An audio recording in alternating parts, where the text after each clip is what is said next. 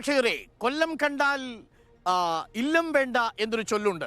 അതേപോലെ കൊടുത്താൽ കൊല്ലത്തും കിട്ടും എന്ന് രണ്ടാമത്തെ ചൊല്ലുമുണ്ട്. രണ്ട് ചൊല്ലുകളും ഇന്ന് നമ്മൾ കണ്ടു. കൊല്ലം നവകേരള സദസ്സ് കണ്ടവന് ഇല്ലം വേണ്ടേ എന്ന് തോന്നുന്ന ചോദ്യങ്ങളാണ് ഇന്ന് പ്രധാനമായും മാധ്യമപ്രവർത്തകർ മുഖ്യമന്ത്രിയോട് ചോദിച്ചത്. മറുവശത്ത് അടികൊണ്ടിരുന്ന യൂത്ത് കോൺഗ്രസ് ഇന്ന് അടി കൊടുത്തു തുടങ്ങിയ കഥയും നമ്മൾ കണ്ടു. അങ്ങനെ കൊല്ലത്തെത്തിയപ്പോൾ യൂത്ത് കോൺഗ്രസ് കൊടുത്തു തുടങ്ങിയ കഥ കൂടി ഇന്നത്തെ ജനസഭ ചർച്ചയ്ക്കെടുക്കുകയാണ്. ജനഹിതം അറിയുന്നുണ്ടോ, ജനഹൃദയം അറിയുന്നുണ്ടോ, ജനമനസ്സറിയുന്നുണ്ടോ നവകേരള സദസ് എന്നാണ് ജനസഭ കൊല്ലത്ത് നിന്നും പ്രേക്ഷകർക്കൊപ്പം ചോദിക്കുന്ന ചോദ്യം. ജനമനസ്സറിയുന്നുണ്ടോ നവകേരള സഭ?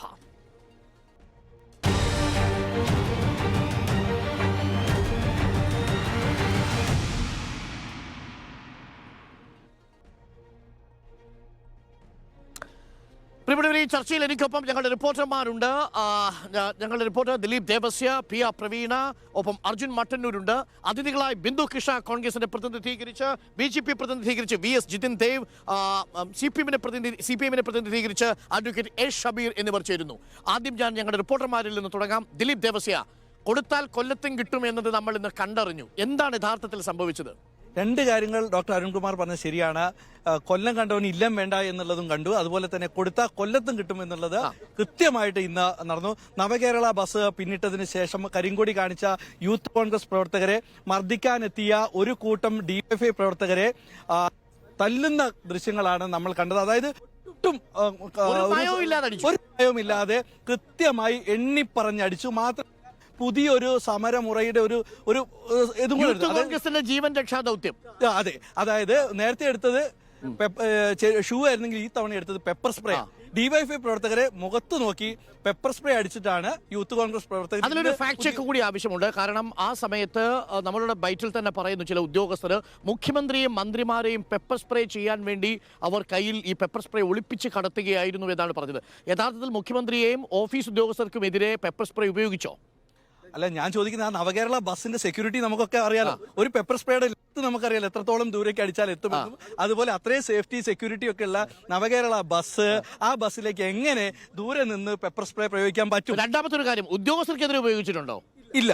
കൃത്യമായി ഞാൻ അവിടെ ഉണ്ട്. കൃത്യമായി യൂത്ത് കോൺഗ്രസ് പ്രവർത്തകർ പ്രയോഗിച്ചത് DYFI പ്രവർത്തകരെ മാത്രമാണ്. അവരെ തന്നെയാണ്. കാരണം അവർ മാത്രമായിരുന്നു ഇവരെ മർദ്ദിക്കാൻ ഉപയോഗിച്ചു. കൂടാതെ ഉപയോഗിച്ചുള്ള അതെ, അല്ല, ഇതിൽ മറ്റൊരു വ്യത്യാസത്തിൽ മറ്റെന്തു മാർഗമെന്നൊരു ചോദ്യം ഉണ്ടല്ലോ. അതെ, മറ്റൊരു കാര്യം കൂടെ ഇവിടെ DYFI പ്രവർത്തകരായിട്ട് എനിക്ക് തോന്നിയില്ല. വലിയ പ്രായമുള്ള, അവർ പറയുന്നു കൗൺസിലറാണ്, മുതിർന്ന ആൾക്കാർ, അതായത് DYFI റേഞ്ചിനേക്കാൾ കൂടുതൽ മുതിർന്ന യൂത്തന്മാർ DYFIക്കാരാണ് വന്ന് ഇന്ന് ഈ പ്രവർത്തനം, അതായത് പോലീസിന്റെ തോളത്ത് കൈയിട്ടുകൊണ്ട് വടിവെച്ച് യൂത്ത് കോൺഗ്രസ് പ്രവർത്തകരെ വെല്ലുവിളിക്കുന്നു. അടിക്കുമെന്ന് പറഞ്ഞുകൊണ്ട് പോലീസ് ദൃശ്യങ്ങൾ എനിക്ക് തോന്നുന്നു പ്രേക്ഷകർക്ക് അത് കാണിക്കാവുന്നതാണ്. ആദ്യഘട്ടത്തിൽ നമ്മൾ ചർച്ച ചെയ്യുന്നത് ഇതുതന്നെയായിരിക്കും. ആ ദൃശ്യങ്ങൾ കൂടി പ്രേക്ഷകർക്ക് ഒരു വിൻഡോയിൽ കാണിക്കാവുന്നതാണ്. പറഞ്ഞോളൂ ഇതിൽ. അതായത് ഈ യൂത്ത് കോൺഗ്രസ് പ്രവർത്തകരെ നിലത്തിട്ട് ചവിട്ടുമ്പോൾ പോലീസ് ആണെങ്കിൽ ഈ ഇവരുടെ സംഘടന നടക്കുമ്പോൾ പോലീസ് വന്ന് ചെയ്യുന്നത് കാര്യങ്ങളാകട്ടെ ഈ സമാധാനപരമായിട്ട്, വളരെ സമാധാനപരമായിട്ട് ഈ DYFI പ്രവർത്തകരെ തള്ളി മാറ്റുക. ഈ സമയത്ത് DYFI പ്രവർത്തകരാകട്ടെ വടിയെടുത്ത് തല്ലാൻ ഓങ്ങി വെല്ലുവിളിച്ചുകൊണ്ട് നിൽക്കുന്നു. അടികൊണ്ട് നിലത്ത് വീണ് കിടക്കുന്ന യൂത്ത് കോൺഗ്രസ് പ്രവർത്തകർ. ആദ്യം 6 യൂത്ത് കോൺഗ്രസ് പ്രവർത്തകരായിരുന്നു വന്നത്. ഈ 6 യൂത്ത് കോൺഗ്രസ് പ്രവർത്തകർ ശക്തമായി തന്നെ നേരിട്ടു. പിന്നീടെത്തിയ സംഘം ചേർന്നെത്തിയ DYFI പ്രവർത്തകരായിരുന്നു ഈ യൂത്ത് കോൺഗ്രസ് പ്രവർത്തകരെ മർദ്ദിച്ച്. ഇതിൽ DYFI പ്രവർത്തകർ മാത്രമല്ല CPM പ്രവർത്തകരുണ്ട്, അതിലെ കൗൺസിലർമാരുണ്ട് എന്നാണ് പറയുന്നത്. എന്തായാലും യൂത്ത് കോൺഗ്രസും തിരിച്ചടിച്ചു, DYFI തിരിച്ചടിച്ചു. കൊല്ലത്ത് വന്നപ്പോഴാണ് ചോര കണ്ടു കേട്ടോ. ഇന്ന് ചോര കണ്ടു. DYFI പ്രവർത്തകന്റെ ദേഹത്ത് നിന്ന് ചോര കണ്ടിട്ടായിരുന്നു. ചോര കാണുന്നതിൽ നമുക്ക് ഒട്ടും സന്തോഷമുള്ള കാര്യമല്ല. അത് DYFIയുടെ ചോര കണ്ടാലും കുഴപ്പമാണ്, യൂത്ത് കോൺഗ്രസിന്റെയും യുവമോർച്ചയുടെ ചോര കണ്ടാലും നമുക്ക് ബുദ്ധിമുട്ടുള്ള കാര്യമാണ്. പക്ഷേ കൊടുത്താൽ കൊല്ലത്തും കിട്ടും എന്നത് അക്ഷരാർത്ഥത്തിൽ ഇന്ന് കാണുന്നത്, സംഭവിക്കുന്നതാണ് കണ്ടത്. പ്രിയ പ്രവീണ, ഇന്നത്തെ താരങ്ങളിൽ ഒന്ന് ബിന്ദു കൃഷ്ണ അടക്കമുള്ള താരങ്ങളാണ്. കാരണം വളരെ വ്യത്യസ്തമായ വേറിട്ട പ്രതിഷേധം കണ്ടു. സമാധാനപരമായിട്ടാണ് ബിന്ദു കൃഷ്ണയൊക്കെ പ്രതിഷേധിച്ചത്. ഷൂ ഒന്നും എറിഞ്ഞില്ല. മാത്രമല്ല വ്യത്യസ്തമായ രീതിയിൽ ഇപ്പോഴും ഏകദേശം ഒരു കറുത്ത സാരി ഉടുത്ത് തന്നെയാണ് വന്നിരിക്കുന്നത്. കറുത്ത സാരിയിൽ സുന്ദരിയായിട്ടുണ്ട് ബിന്ദു കൃഷ്ണ. അതേസമയം തന്നെ രാഷ്ട്രീയമായ ഒരു പ്രതിരോധത്തിന്റെ കൂടി ഒരു വേഷമായിട്ട് ഞാൻ മനസ്സിലാക്കുന്നു. ഞാൻ ബിന്ദു കൃഷ്ണയിലേക്ക് വരാം. എന്താണ് അവിടെ യഥാർത്ഥത്തിൽ നമ്മൾ കണ്ടത്? അതായത് തോപ്പിൽക്കടവിൽ വെച്ചാണ് ബിന്ദു കൃഷ്ണയുടെ നേതൃത്വത്തിലുള്ള മഹിളാ കോൺഗ്രസ് സംഘം കറുത്ത വേഷം അണിഞ്ഞ് ഷർട്ടും മുണ്ടുമായിരുന്നു. ഷർട്ടും മുണ്ടുമാണ്. അതെന്താ കാരണം നമുക്ക് ചോദിക്കാം. ഷർട്ടും മുണ്ടും അണിഞ്ഞ് എത്തി കരിങ്കൊടി കാണിച്ചത്. അത് മാത്രമല്ല, മുഖ്യമന്ത്രി അടക്കം താമസിക്കുന്ന വേദിയിലേക്ക് പോയി കറുത്ത ബലൂണും പറത്തിയിട്ടാണ് ഇവിടെ ഒന്ന് നിൽക്കുന്നത്. കറുത്ത ബലൂൺ അത് ഡിവൈഎഫ്ഐ കിട്ടിയതായിരിക്കും, ഒരു ഐഡിയ ആയിരിക്കും അല്ലേ? ഡിവൈഎഫ്ഐയിലെ കറുത്ത ബലൂൺ അല്ല, അതിന് മുമ്പ് നമ്മുടെ ആറന്മുളയിൽ കറുത്ത ബലൂൺ ഉയർത്തിയിരുന്നു. ശരിയാ. അതിനുശേഷം കറുത്ത ബലൂണ്, കറുത്ത വസ്ത്രം, മുണ്ടും ഷർട്ടും. അതായത് മറ്റേ പ്രേമ സിനിമയിലെ ആ രീതിയിൽ തന്നെയായിരുന്നു. സമരമുറകൾ കാണാൻ വേണ്ടി 12 ജില്ലകൾ താണ്ടേണ്ടി വന്നു. 13ാമത്തെ ജില്ലയിൽ എത്തിയപ്പോഴാണ് സ്റ്റൈലുകൾ മാറി. യൂത്ത് കോൺഗ്രസ് ഒരു വേറെ ശൈലിയിലേക്ക് എത്തിയിട്ട് ഇന്ന് കെ മുരളീധരൻ പറഞ്ഞു ആക്ഷൻ മാത്രമേ ഉള്ളൂ, മൂർച്ചയില്ലാന്ന്. ഇന്നിവിടെ ആക്ഷൻ കാണിച്ചു. കെ മുരളീധരൻ പറഞ്ഞു, അതിവിടെ കണ്ടു. അപ്പൊ കൊല്ലത്ത് വന്നപ്പോൾ കൊടുത്താൽ കൊല്ലത്തും കിട്ടും എന്നുള്ളത് ബോധ്യമായി. ഞാൻ ഷബീറിലേക്ക് വരാം, മറുപടി പറയാനുണ്ടാവും. അതിനു മുമ്പ് അർജുൻ മട്ടന്നൂർ, ഇന്ന് പ്രധാനമായും മുഖ്യമന്ത്രി കേന്ദ്രീകരിച്ചിരുന്നത് എന്താണ്? ഇന്നിപ്പോൾ ഞാൻ പ്രസ് റിലീസ് വായിക്കുകയായിരുന്നു CMOയുടെ. ഇവിടെ കൊല്ലം ജില്ലയിൽ എത്തിയപ്പോഴേക്കും കൊല്ലം ജില്ലയിലെ കാഷ്യൂ വർക്കേഴ്സ് അടക്കമുള്ളവരുടെ പ്രശ്നങ്ങൾ എണ്ണമിട്ട് പറഞ്ഞുകൊണ്ടാണ് മുഖ്യമന്ത്രി പ്രസ് റിലീസ് ഇറക്കിയിരിക്കുന്നത്. പ്രഭാത ഭക്ഷണ യോഗം അത്രമേൽ സർഗാത്മകവും ക്രിയാത്മകവുമായിരുന്നുവെന്നാണ് മുഖ്യമന്ത്രി പറയുന്നത്. മറ്റു പ്രധാനപ്പെട്ട ഫോക്കസ് എന്തായിരുന്നു? 1-2 ഇടങ്ങളിൽ ഞാൻ കേട്ടത് കേന്ദ്രത്തോട് ഒരുമിച്ച് നിന്നുകൊണ്ട് കേരളത്തിന്റെ ആവശ്യങ്ങൾക്ക് വേണ്ടി പോരാടണമെന്ന ഇന്നലെ പറഞ്ഞ അതേ കാര്യങ്ങൾ ആവർത്തിക്കുകയാണ്. അതെ, മുഖ്യമന്ത്രി കഴിഞ്ഞ കുറെ ദിവസമായി പറയുന്നത് പ്രധാനമായും ഈ കേന്ദ്ര സർക്കാർ സംസ്ഥാന സർക്കാരിനെ സാമ്പത്തികമായി വരിഞ്ഞു മുറുക്കുന്നു എന്നൊരു ആരോപണം. അതിനൊപ്പം തന്നെ ഈ കാര്യങ്ങൾ ഉയർത്തി കാണിക്കാൻ വേണ്ടി കോൺഗ്രസ് അടക്കമുള്ളവർ കൂടെ നിൽക്കുന്നില്ല. കൂടെ നിൽക്കേണ്ട സമയത്ത് അവർ പ്രതിഷേധവുമായി രംഗത്ത് വരുന്നു ഈ കാര്യങ്ങൾ. അതുപോലെ തന്നെ ഈ പ്രതിഷേധങ്ങളെ കുറിച്ച് പറഞ്ഞു. ഇന്ന് ആദ്യവൈദ്യ ഞാൻ കരുനാഗപ്പള്ളിയിലാണ് പോയത്. ഈ കൊല്ലത്ത് 2 മണ്ഡലങ്ങളാണ് UDF-ന്റേതുള്ളത്, കരുനാഗപ്പള്ളിയും അതുപോലെ തന്നെ കുണ്ടറയും. ഈ കരുനാഗപ്പള്ളിയിൽ കൂടുതൽ പ്രതിപക്ഷത്തെ ആക്രമിച്ചുകൊണ്ട് തന്നെയായിരുന്നു മുഖ്യമന്ത്രിയുടെ സംസാരം ഉണ്ടായിരുന്നത്. അവിടെ വലിയ ജനക്കൂട്ടം ഉണ്ടായിരുന്നു. പ്രധാനമായും ഈ കാര്യങ്ങൾ തന്നെയാണ് പറഞ്ഞത്. അതിനൊപ്പം തന്നെ ഇപ്പോഴുള്ള മറ്റ് വിഷയങ്ങളും ചർച്ചയ്ക്ക് പരാമർശിച്ചു പോയി. പ്രസ് മീറ്റിന് പോയത് ഞാനായിരുന്നു മുഖ്യമന്ത്രിയുടെ. അപ്പം കാര്യങ്ങളൊക്കെ പറഞ്ഞ ശേഷം ചോദ്യം ചോദിക്കാനുള്ള സമയം വന്നു. അപ്പോൾ SFIയുടെ പ്രതിഷേധം കണ്ടില്ല. അത് ഗവർണർക്കെതിരെ ഉള്ളത് കണ്ടോ? യൂത്ത് കോൺഗ്രസിന്റെ പ്രതിഷേധത്തിന് എന്തിനാണ് DYFI ഇറക്കി തല്ലുന്നതെന്നാണ് ഞാൻ ചോദിച്ചത്. പുള്ളിന്റെ ചോദ്യം, ഉത്തരം പറയുന്നതിന് മുമ്പ് ചോദ്യം ഏതാ ചാനൽ എന്നുള്ളതായിരുന്നു. പിന്നെ പതുപോലെ ചിരി, എന്നിട്ട് കേന്ദ്രത്തെക്കുറിച്ച് മറുപടി. ചോദിച്ചതൊന്ന്, ഉത്തരം വേറൊന്ന്. അത് കഴിയുമ്പോൾ മണി 11 ആകുന്നു. അപ്പൊ ശരി, കാണാൻ പോകുന്നു. ഇന്നലെയും ഇത് തന്നെയായിരുന്നു. അതായത് ഞാൻ ഇന്നലെ പറഞ്ഞതുപോലെ തന്നെ ആദ്യം CM-ന്റെ ഗവൺമെന്റ് തല്ലുന്നതായിരുന്നു മനോരമയിലെ ആദ്യത്തെ ദിവസത്തെ പത്രം. പക്ഷെ ഇന്നലെ മനോരമയിൽ മൈക്ക് ഓഫ് ചെയ്ത് CM എണീറ്റ് വരുന്നത്. CM ഇന്നലെ ആ ഫോട്ടോ മാത്രമേ കണ്ടിട്ടുള്ളൂ, തലേ ദിവസത്തെ ഫോട്ടോ കണ്ടിട്ടില്ല. അതുകൊണ്ട് ഇന്നലത്തെ കാര്യങ്ങൾ മാത്രമാണ് പറഞ്ഞത്. ഇന്നത്തെ കാര്യം ചോദിച്ചപ്പോൾ പുള്ളിക്ക് അറിയാം. ഓക്കെ, അപ്പോൾ ബിന്ദു കൃഷിയിലേക്ക് എത്തിയാൽ, ബിന്ദു കൃഷ ഇന്നിപ്പോൾ കൊല്ലത്ത് വന്നപ്പോഴേക്കും യൂത്ത് കോൺഗ്രസ് പ്രവർത്തകർ കുറുവടിയുമായി വരുന്ന കാഴ്ച നമ്മൾ കണ്ടു. പരസ്പരം അങ്ങോട്ടും ഇങ്ങോട്ടും ആക്രമിക്കുന്ന കാഴ്ച കണ്ടു. തെരുവിലെ യുദ്ധം എന്ന രീതിയിൽ, സമാനമായ രീതിയിൽ അങ്ങോട്ടും ഇങ്ങോട്ടും കൊടുത്തും കൊണ്ടുമാണ് പ്രതിരോധിച്ചത്. മാത്രമല്ല മുണ്ട് ഷർട്ടും ഒക്കെ അണിഞ്ഞ് വ്യത്യസ്തമായ രീതിയിലായിരുന്നു പ്രകടനം. എന്താണ് ഈ മുണ്ടിന്റെ ഷർട്ടിന്റെയും ചേതോ വികാരം? എളുപ്പം അതാ പറ്റിയത്, അത്രേ ഉള്ളൂ. ഞാൻ സാരി എടുത്തു തന്നെ. സഹപ്രവർത്തകരെല്ലാരും നല്ല നേരത്തെ പറഞ്ഞ പോലെ സിനിമ സ്റ്റൈല് ഇത് ഇട്ട്, പിന്നെ ടീഷർട്ടിനകത്ത് പിണറായി ഗോ ബാക്ക് എന്ന് എഴുതി. പിണറായി ഗോ ബാക്ക് എന്ന് എഴുതിയിരുന്നു. അങ്ങനെയാണ് പിണറായി ഗോ ബാക്ക് എന്ന ടീഷർട്ടിൽ എഴുതി. മുണ്ടും ഉടുത്താണ്, മുണ്ടും മടക്കി കുത്തിയാണ്. മഹിളാ കോൺഗ്രസിന്റെ പ്രവർത്തകരായിരുന്നു എല്ലാവരും. മഹിളാ കോൺഗ്രസിന്റെ പ്രവർത്തകർ മുണ്ടും മടക്കി കുത്തി അല്ലെ, വേണ്ടി വന്നാൽ മുണ്ടും മടക്കി കുത്തി പ്രതികരിച്ചാലേ ഈ ഫാസിസ്റ്റ് രാഷ്ട്രീയത്തിനെതിരെയുള്ള പ്രതികരണം ശക്തിയാവുള്ളൂ. കാരണം പിണറായി പലത് കാണത്തില്ല, അദ്ദേഹത്തെ കാണിക്കണ്ടേ. ഉയർത്തി കാണിച്ച കൊടിയെ കുറിച്ചൊന്ന് ചോദിക്കൂ. കൊടിയായിരുന്നു അത്? കൊടിയില്ല, എനിക്ക് എന്താണ് മറിയ ചേച്ചി മറ്റെന്തോ ഉയർത്തി, ഇവിടെ യൂത്ത് കോൺഗ്രസ് മറ്റെന്തോ ഉയർത്തി. എന്തായാലും നിങ്ങൾ ആ മാന്യത കാണിച്ചതിൽ, അതായത് നിങ്ങൾ മറിയക്കുട്ടി ചേച്ചിയിൽ നിന്ന് കൊല്ലത്തേക്ക് എത്തുമ്പോഴേക്കും ഉയർത്തിക്കാട്ടുന്ന ചിഹ്നങ്ങൾ മാറുന്നുണ്ട്. എന്ന മുദ്രാവാക്യം ഫെമിനിസ്റ്റ് പ്രസ്ഥാനത്തിന്റെ മുദ്രാവാക്യമാണ്, ലോകമെമ്പാടുമുള്ള മുദ്രാവാക്യമാണ്. അതുകൊണ്ട് ആ മുദ്രാവാക്യം മോശമൊന്നുമല്ല, ഒരുപാട് ആശയങ്ങൾ അതിനകത്തുണ്ട് താനും. മാത്രമല്ല ഇവിടെ പാവാട ഉയർത്തിക്കാട്ടിയാണ് പ്രതിഷേധിച്ചത് അല്ലെ. അങ്ങനെ യൂത്ത് കോൺഗ്രസ്, മഹിളാ കോൺഗ്രസിന്റെ വ്യത്യസ്തമായ പ്രതിഷേധവും നമ്മൾ കണ്ടു. ഇനിയാണ് എന്റെ ചോദ്യം, നിങ്ങൾ എന്തിനാ പ്രതിഷേധിച്ചത്?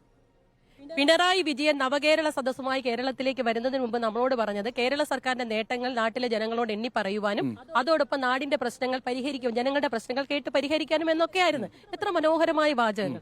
ഒരു മനുഷ്യനെ പോലും കേരളത്തിന്റെ മുഖ്യമന്ത്രിയോ മന്ത്രിയോ നേരിട്ട് കാണുന്നില്ല. കൊല്ലം ജില്ലയിൽ 810 കശുവണ്ടി ഫാക്ടറികളുണ്ട്, 790 അടഞ്ഞു കിടക്കുന്നു. ആ സമയത്ത് തൊഴിലില്ലാതെ പാവങ്ങൾ എത്രയോ പേര് തൂങ്ങി മരിച്ചിട്ടുണ്ടെന്നറിയാം. 5 കശുവണ്ടി ചെറുകിട മുതലാളിമാരാ കൊല്ലത്ത് തൂങ്ങി മരിച്ചത്. നിരവധി ആയിരക്കണക്കിന് 10,000-കണക്കിന് തൊഴിലാളി സഹോദരങ്ങള് ജോലിയില്ലാതെ സങ്കടപ്പെട്ട് തെരുവിലൂടെ അലയുമ്പോ മുഖ്യമന്ത്രി രാജാവിന്റെ എഴുന്നള്ളത്ത് പ്രമാണിച്ച് 2 ലക്ഷം രൂപയുടെ കശുവണ്ടി വെച്ച് പിണറായി വിജയന്റെ മുഖമുണ്ടാക്കുന്നത് അടക്കമുള്ള നെറികെട്ട രീതിയിൽ ചെയ്യുമ്പോൾ 5 മാസക്കാലമായി സാമൂഹ്യ സുരക്ഷാ പെൻഷൻ കിട്ടാതെ ബുദ്ധിമുട്ടുന്ന കേരളത്തിലെ ജനങ്ങൾക്ക് വേണ്ടി ഈ തൊട്ടപ്പുറത്ത് നമ്മൾ നിൽക്കുന്ന ബീച്ചിന്റെ അഞ്ചില്ല 3 മാസം ഒരു ദിവസം കൊടുത്തു കഴിഞ്ഞപ്പോ അടുത്ത ദിവസം റിലീസ് ചെയ്തു. യാത്ര തുടങ്ങിയിട്ട് പിന്നെ ഒരു മാസം റിലീസ് ചെയ്യുന്ന നിങ്ങൾ പറയുന്നത് നമ്മൾ കൈ കിട്ടട്ടെ എന്നിട്ട് പറയാം. തൊട്ടപ്പുറത്ത് പള്ളിത്തോട്ടം കഴിഞ്ഞ ആഴ്ച തോമസ് എന്ന് പറയുന്ന ഒരു പാവപ്പെട്ട മത്സ്യത്തൊഴിലാളി ആഴക്കടൽ മത്സ്യബന്ധനത്തിന് പോയി. അവിടെ വെച്ച് അദ്ദേഹത്തിന് ഹൃദയസ്തംഭനം ഉണ്ടായി. കൊണ്ടുവരാൻ വേണ്ടി ഇവിടുത്തെ നീണ്ടകര കോസ്റ്റൽ പോലീസിനടക്കം സകലരെ വിളിച്ചു. ഒരു മനുഷ്യൻ തിരിഞ്ഞു നോക്കിയില്ല. അവസാനം ആ പാവങ്ങൾ വള്ളം കൊണ്ടുവന്ന് തിരിച്ചിവിടെ കൊണ്ടുവന്നപ്പോൾ ഡോക്ടർ പറഞ്ഞു 20 മിനിറ്റ് മുമ്പ് എത്തിച്ചിരുന്നുവെങ്കിൽ രക്ഷപ്പെടുത്താമായിരുന്നു. മുഴുവൻ വിട്ട് കോസ്റ്റൽ പോലീസിന്റെ അടക്കം ജീവൻ രക്ഷാ ബോട്ടുകൾ മുഴുവൻ കട്ടപ്പുറത്താ. ജനങ്ങൾക്ക് വേണ്ടി ഒന്നും ചെയ്യുന്നത് ജനങ്ങളുടെ കേരളത്തിലെ നാടിന്റെ സ്വന്തം സൈന്യം എന്നൊക്കെ പറഞ്ഞ് നമ്മൾ അഭിമാനം കൊണ്ട പാവപ്പെട്ട മത്സ്യത്തൊഴിലാളികൾക്ക് പോലും ഒരു ആനുകൂല്യം കൊടുക്കാത്ത സർക്കാരിനെതിരെ കൊല്ലത്ത് നവകേരള സദസ്സ് നടത്തി, കരുനാഗപ്പള്ളി നടത്തി, എത്ര പ്രശ്നങ്ങൾക്ക് പരിഹാരം കണ്ടു? എത്ര ഈ ചവറയിൽ നടത്തി, ഏത് പ്രശ്നത്തിന് പരിഹാരം കണ്ടു? കടലാസ് പുലിക്കപ്പുറം സാധാരണക്കാർക്ക് അനുഭവവേദ്യമായ ഒരു പരിഹാരവും അങ്ങ് കാസർഗോഡ് മഞ്ചേശ്വരത്ത് നിന്ന് ഇന്ന് കൊല്ലം വരെ ഇപ്പം നടക്കുന്ന കൊല്ലത്താണ്. അവിടെ വരെ ഉണ്ടായിട്ടില്ല എന്നുള്ളത് കണ്ടു ധൂർത്താണ്. ഞങ്ങൾ ജീവിക്കുന്നത് ഞാൻ അടക്കമുള്ള കേരളത്തിലെ വീട്ടമ്മ വീട് കൊണ്ടുപോകാൻ പ്രയാസപ്പെടുന്നു. 13 നിത്യോപയോഗ സാധനങ്ങൾ കിട്ടാതെയായിട്ട് കാലം കുറയായി. ഈ നവകേരള സദസ്സ് അങ്ങ് എത്തുമ്പോൾ പറയുക അതിന്റെ മുഴുവൻ വില കൂട്ടുമെന്ന്. ശരി, അപ്പൊ നിങ്ങളുടെ പ്രതിഷേധം എന്തിനായിരുന്നു എന്നതാണ് എന്റെ ചോദ്യം. ഇതൊക്കെ കേരളം നേരിടുന്ന പ്രശ്നങ്ങളാണ്. നിങ്ങൾ ഇന്ന പേരിലാണ് പ്രതിഷേധം എന്നൊരു ആഹ്വാനം നടത്തിയിട്ടില്ല ഇതുവരെ. ആരുടെ ആഹ്വാനം നടത്തണം? പിണറായി വിജയൻ നടത്തുന്ന നവകേരള സദസ്സ് ധൂർത്താണ്, ജനവിരുദ്ധമാണ് എന്ന് യാത്ര തുടങ്ങിയ ദിവസം തൊട്ട് പ്രതിപക്ഷം പറയുന്നു. സദസ്സിനെതിരെ പ്രതിഷേധമുണ്ട്, സമരം ചെയ്യുമെന്ന് കോൺഗ്രസ് നിലപാടുണ്ടോ? കോൺഗ്രസ് നിലപാടുണ്ട്. ഞങ്ങൾ വളരെ കൃത്യം ആദ്യ ദിവസം തൊട്ട് ഇത് ജനവിരുദ്ധമായ ഏതെങ്കിലും ഓരോ നിമിഷം UDF അങ്ങനെ ഈ നവകേരള സദസ്സിനെ എതിർത്തുകൊണ്ടൊരു സമരമുറ ഇല്ല എന്നാണ് ഞങ്ങൾ വളരെ കൃത്യമായി UDF കേരളത്തിലെ കോൺഗ്രസ് വളരെ കൃത്യമായി ഇത് ജനവിരുദ്ധമാണ്, ജനങ്ങൾക്കെതിരാണ്, ഇത് അത് നിങ്ങളുടെ പ്രതികരണം. നിങ്ങൾക്ക് നവകേരള സദസ്സിനെതിരെ നിങ്ങൾ സമരം പ്രഖ്യാപിച്ചിട്ടുണ്ടോ കോൺഗ്രസും യൂത്ത് കോൺഗ്രസും? തീർച്ചയായും ഞങ്ങൾ സമരം പ്രഖ്യാപിച്ചിട്ടുണ്ട്, എല്ലായിടത്തും ചെയ്യുകയാണ്. എപ്പോ മഹിളാ കോൺഗ്രസ് സമരം പ്രഖ്യാപിച്ചു? ഡോക്ടർ അരുൺ ഇതിന്റെ ഒക്കെ വലിയ പ്രചാരകനായിട്ട് ഇദ്ദേഹത്തിന് എനിക്കറിയേണ്ടത് ഇപ്പം നോക്കൂ, യൂത്ത് കോൺഗ്രസ് പ്രവർത്തകർ സമരം ചെയ്യുന്നത് മനസ്സിലായി. ഞാൻ തന്നെയാണ് ഇതേ ഡിവൈഎഫ്ഐക്കാരോട് ചോദിക്കുന്നത്. അവരുടെ പ്രവർത്തകരെ തല്ലിച്ചതയ്ക്കുമ്പോൾ അവർ പ്രതിഷേധിക്കും. മഹിളാ കോൺഗ്രസുകാർ എന്തിനാണ് പ്രതിഷേധം നടത്തിയെന്ന് അറിയാനുള്ള അവകാശം എന്താണ്? എന്തിനാണ് സമരം ചെയ്തത്? നിങ്ങൾ ഇന്ന് നിങ്ങൾ കരിങ്കൊടി കാണിച്ചത് വണ്ടിപ്പെരിയാർ വിഷയത്തിലാണോ, ധൂർത്തിന്റെ വിഷയത്തിലാണോ, യൂത്ത് കോൺഗ്രസുകാരെ വർദ്ധിക്കുന്നതിന്റെ പേരിലാണോ? ഏത് വിഷയത്തിലാണ് നിങ്ങൾ ഇന്ന് കരിങ്കൊടി കാണിച്ചത്? എല്ലാ വിഷയങ്ങളും ഏറ്റെടുക്കുന്ന ചിന്തിക്കുന്ന മസ്തിഷ്കമുള്ളതാണ് കേരളത്തിലെ സ്ത്രീകൾ. കേരളത്തിലെ സ്ത്രീകൾ ചിന്തിച്ചത് എന്താണ് എന്നതാണ് എന്റെ ചോദ്യം. എല്ലാം പിണറായി സർക്കാർ നടത്തുന്ന ഈ അനീതിക്കെതിരായി, അന്യായത്തിനെതിരായി വാളയാർ, വണ്ടിപ്പെരിയാർ, ആദിവാസി മധു കൊല്ലപ്പെട്ടതടക്കമുള്ള വിഷയങ്ങൾ ഈ സർക്കാർ കാണിക്കുന്ന ക്രൂരമായ നിഷ്ക്രിയത, പ്രോസിക്യൂഷനും പോലീസും കാണിക്കുന്ന അന്യായങ്ങൾ, കേരളത്തിലെ CPM-ന്റെ ഗുണ്ടകളെ രക്ഷപ്പെടുത്താൻ വേണ്ടി കേരളത്തിലെ വണ്ടിപ്പെരിയാർ കേസും നവകേരള സദസ്സും എന്ത് ബന്ധം? വണ്ടിപ്പെരിയാർ സംഭവം നടക്കുന്നത് എന്നാണ് 2021 ജൂൺ മാസം 30-ാം തീയതി. 78 ദിവസത്തിനകം കുറ്റപത്രം കൊടുത്തു. ഈ നവകേരള സദസ്സ് ഇപ്പോഴല്ലേ നടക്കുന്നത്? എന്റെ പൊന്നു സാറേ, ഈ മുഖ്യമന്ത്രിയല്ലേ, ഇദ്ദേഹം അല്ലേ ഹോം മിനിസ്റ്റർ? നിങ്ങൾ ഇന്ന് കരിങ്കൊടി കാണിച്ചത് വണ്ടിപ്പെരിയാർ വിഷയത്തിലാണോ? അരുൺ അങ്ങനെ ചെറുതായി കാണും. ഏത് വിഷയത്തിലാണ് നിങ്ങൾ കരിങ്കൊടി പ്രതിഷേധം ആഹ്വാനം ചെയ്തത്? ഞങ്ങൾ കേരളത്തിലെ ഗവൺമെന്റ് നടത്തുന്ന അന്യായത്തിനെതിരായി, 1.5 മാസമായി കേരളത്തിൽ ഭരണ സ്തംഭനത്തിനെതിരായി, വർദ്ധിച്ചു വരുന്ന സ്ത്രീ പീഡനങ്ങൾക്കെതിരായി, വർദ്ധിക്കുന്ന വിലവർദ്ധനവിനെതിരായി, കേരളത്തിലെ പോലീസിനെ രാഷ്ട്രീയവൽക്കരിച്ചുകൊണ്ട് ഗുണ്ടകളാക്കി മാറ്റി, കേരള പോലീസിൽ ഏതൊക്കെ ക്രിമിനലുകളുണ്ട് അവരെല്ലാം കൂട്ടിപ്പിച്ചുകൊണ്ട് പിണറായി വിജയന്റെ ഗുണ്ടകളായ പോലീസുകാർ കേരളത്തിലെ കുഞ്ഞുങ്ങളെ തല്ലിച്ചതയ്ക്കുമ്പോ അമ്മമാർക്ക് വിണ്ടാതിരിക്കാനാകില്ല. ഞങ്ങൾ പ്രതികരിക്കും. ഞങ്ങളുടെ പൂർവ്വസൂരിക സ്വാതന്ത്ര്യം പ്രതികരിക്കാനുള്ള ആ ഒരു പ്രതിഷേധത്തിന്റെ ആഹ്വാനം ഏതെങ്കിലും പ്രസ് റിലീസ് ആയിട്ടോ ചുരുങ്ങിയ പക്ഷം ഒരു ആഹ്വാനമായിട്ടോ എപ്പോഴെങ്കിലും വന്നിട്ടുണ്ടോ എന്നതാണ്. ഞങ്ങൾ ആരും സമരം ചെയ്യുന്ന പ്രസ് റിലീസ് കൊടുത്തിട്ടല്ല. ആഹ്വാനമില്ല. ഞങ്ങൾക്ക് സമരം നടത്താനുള്ള അവകാശം. അതെ, എന്ത് കാരണം എന്നറിയണം. കാര്യം നമ്മൾ പല വിഷയങ്ങളുണ്ട്. മുഖ്യമന്ത്രിയുടെ ധൂർത്തൊരു വിഷയമാണ്, വർധനമുള്ള ഒരു വിഷയമാണ്, ഈ പറയുന്നത് പോലെ വണ്ടിപ്പെരിയാറിലെ ഇതൊരു വിഷയമാണ്. പ്രതിഷേധിക്കാൻ ഒരുപാട് കാരണങ്ങളുണ്ട്. പക്ഷേ ഇന്ന് കരിങ്കൊടി കാണിച്ചത് എന്തിനാണ് എന്ന് പറയണമല്ലോ. അതായിരുന്നു എന്റെ ചോദ്യം. എല്ലാം കൂടി ചേർത്ത് ഒരുമിച്ച് വരാം. അല്ലല്ല, നമുക്ക് ഇനി മറ്റതിഥികളിലേക്ക് കൂടി പോയിട്ട് രണ്ടാമത്തെ വരാം.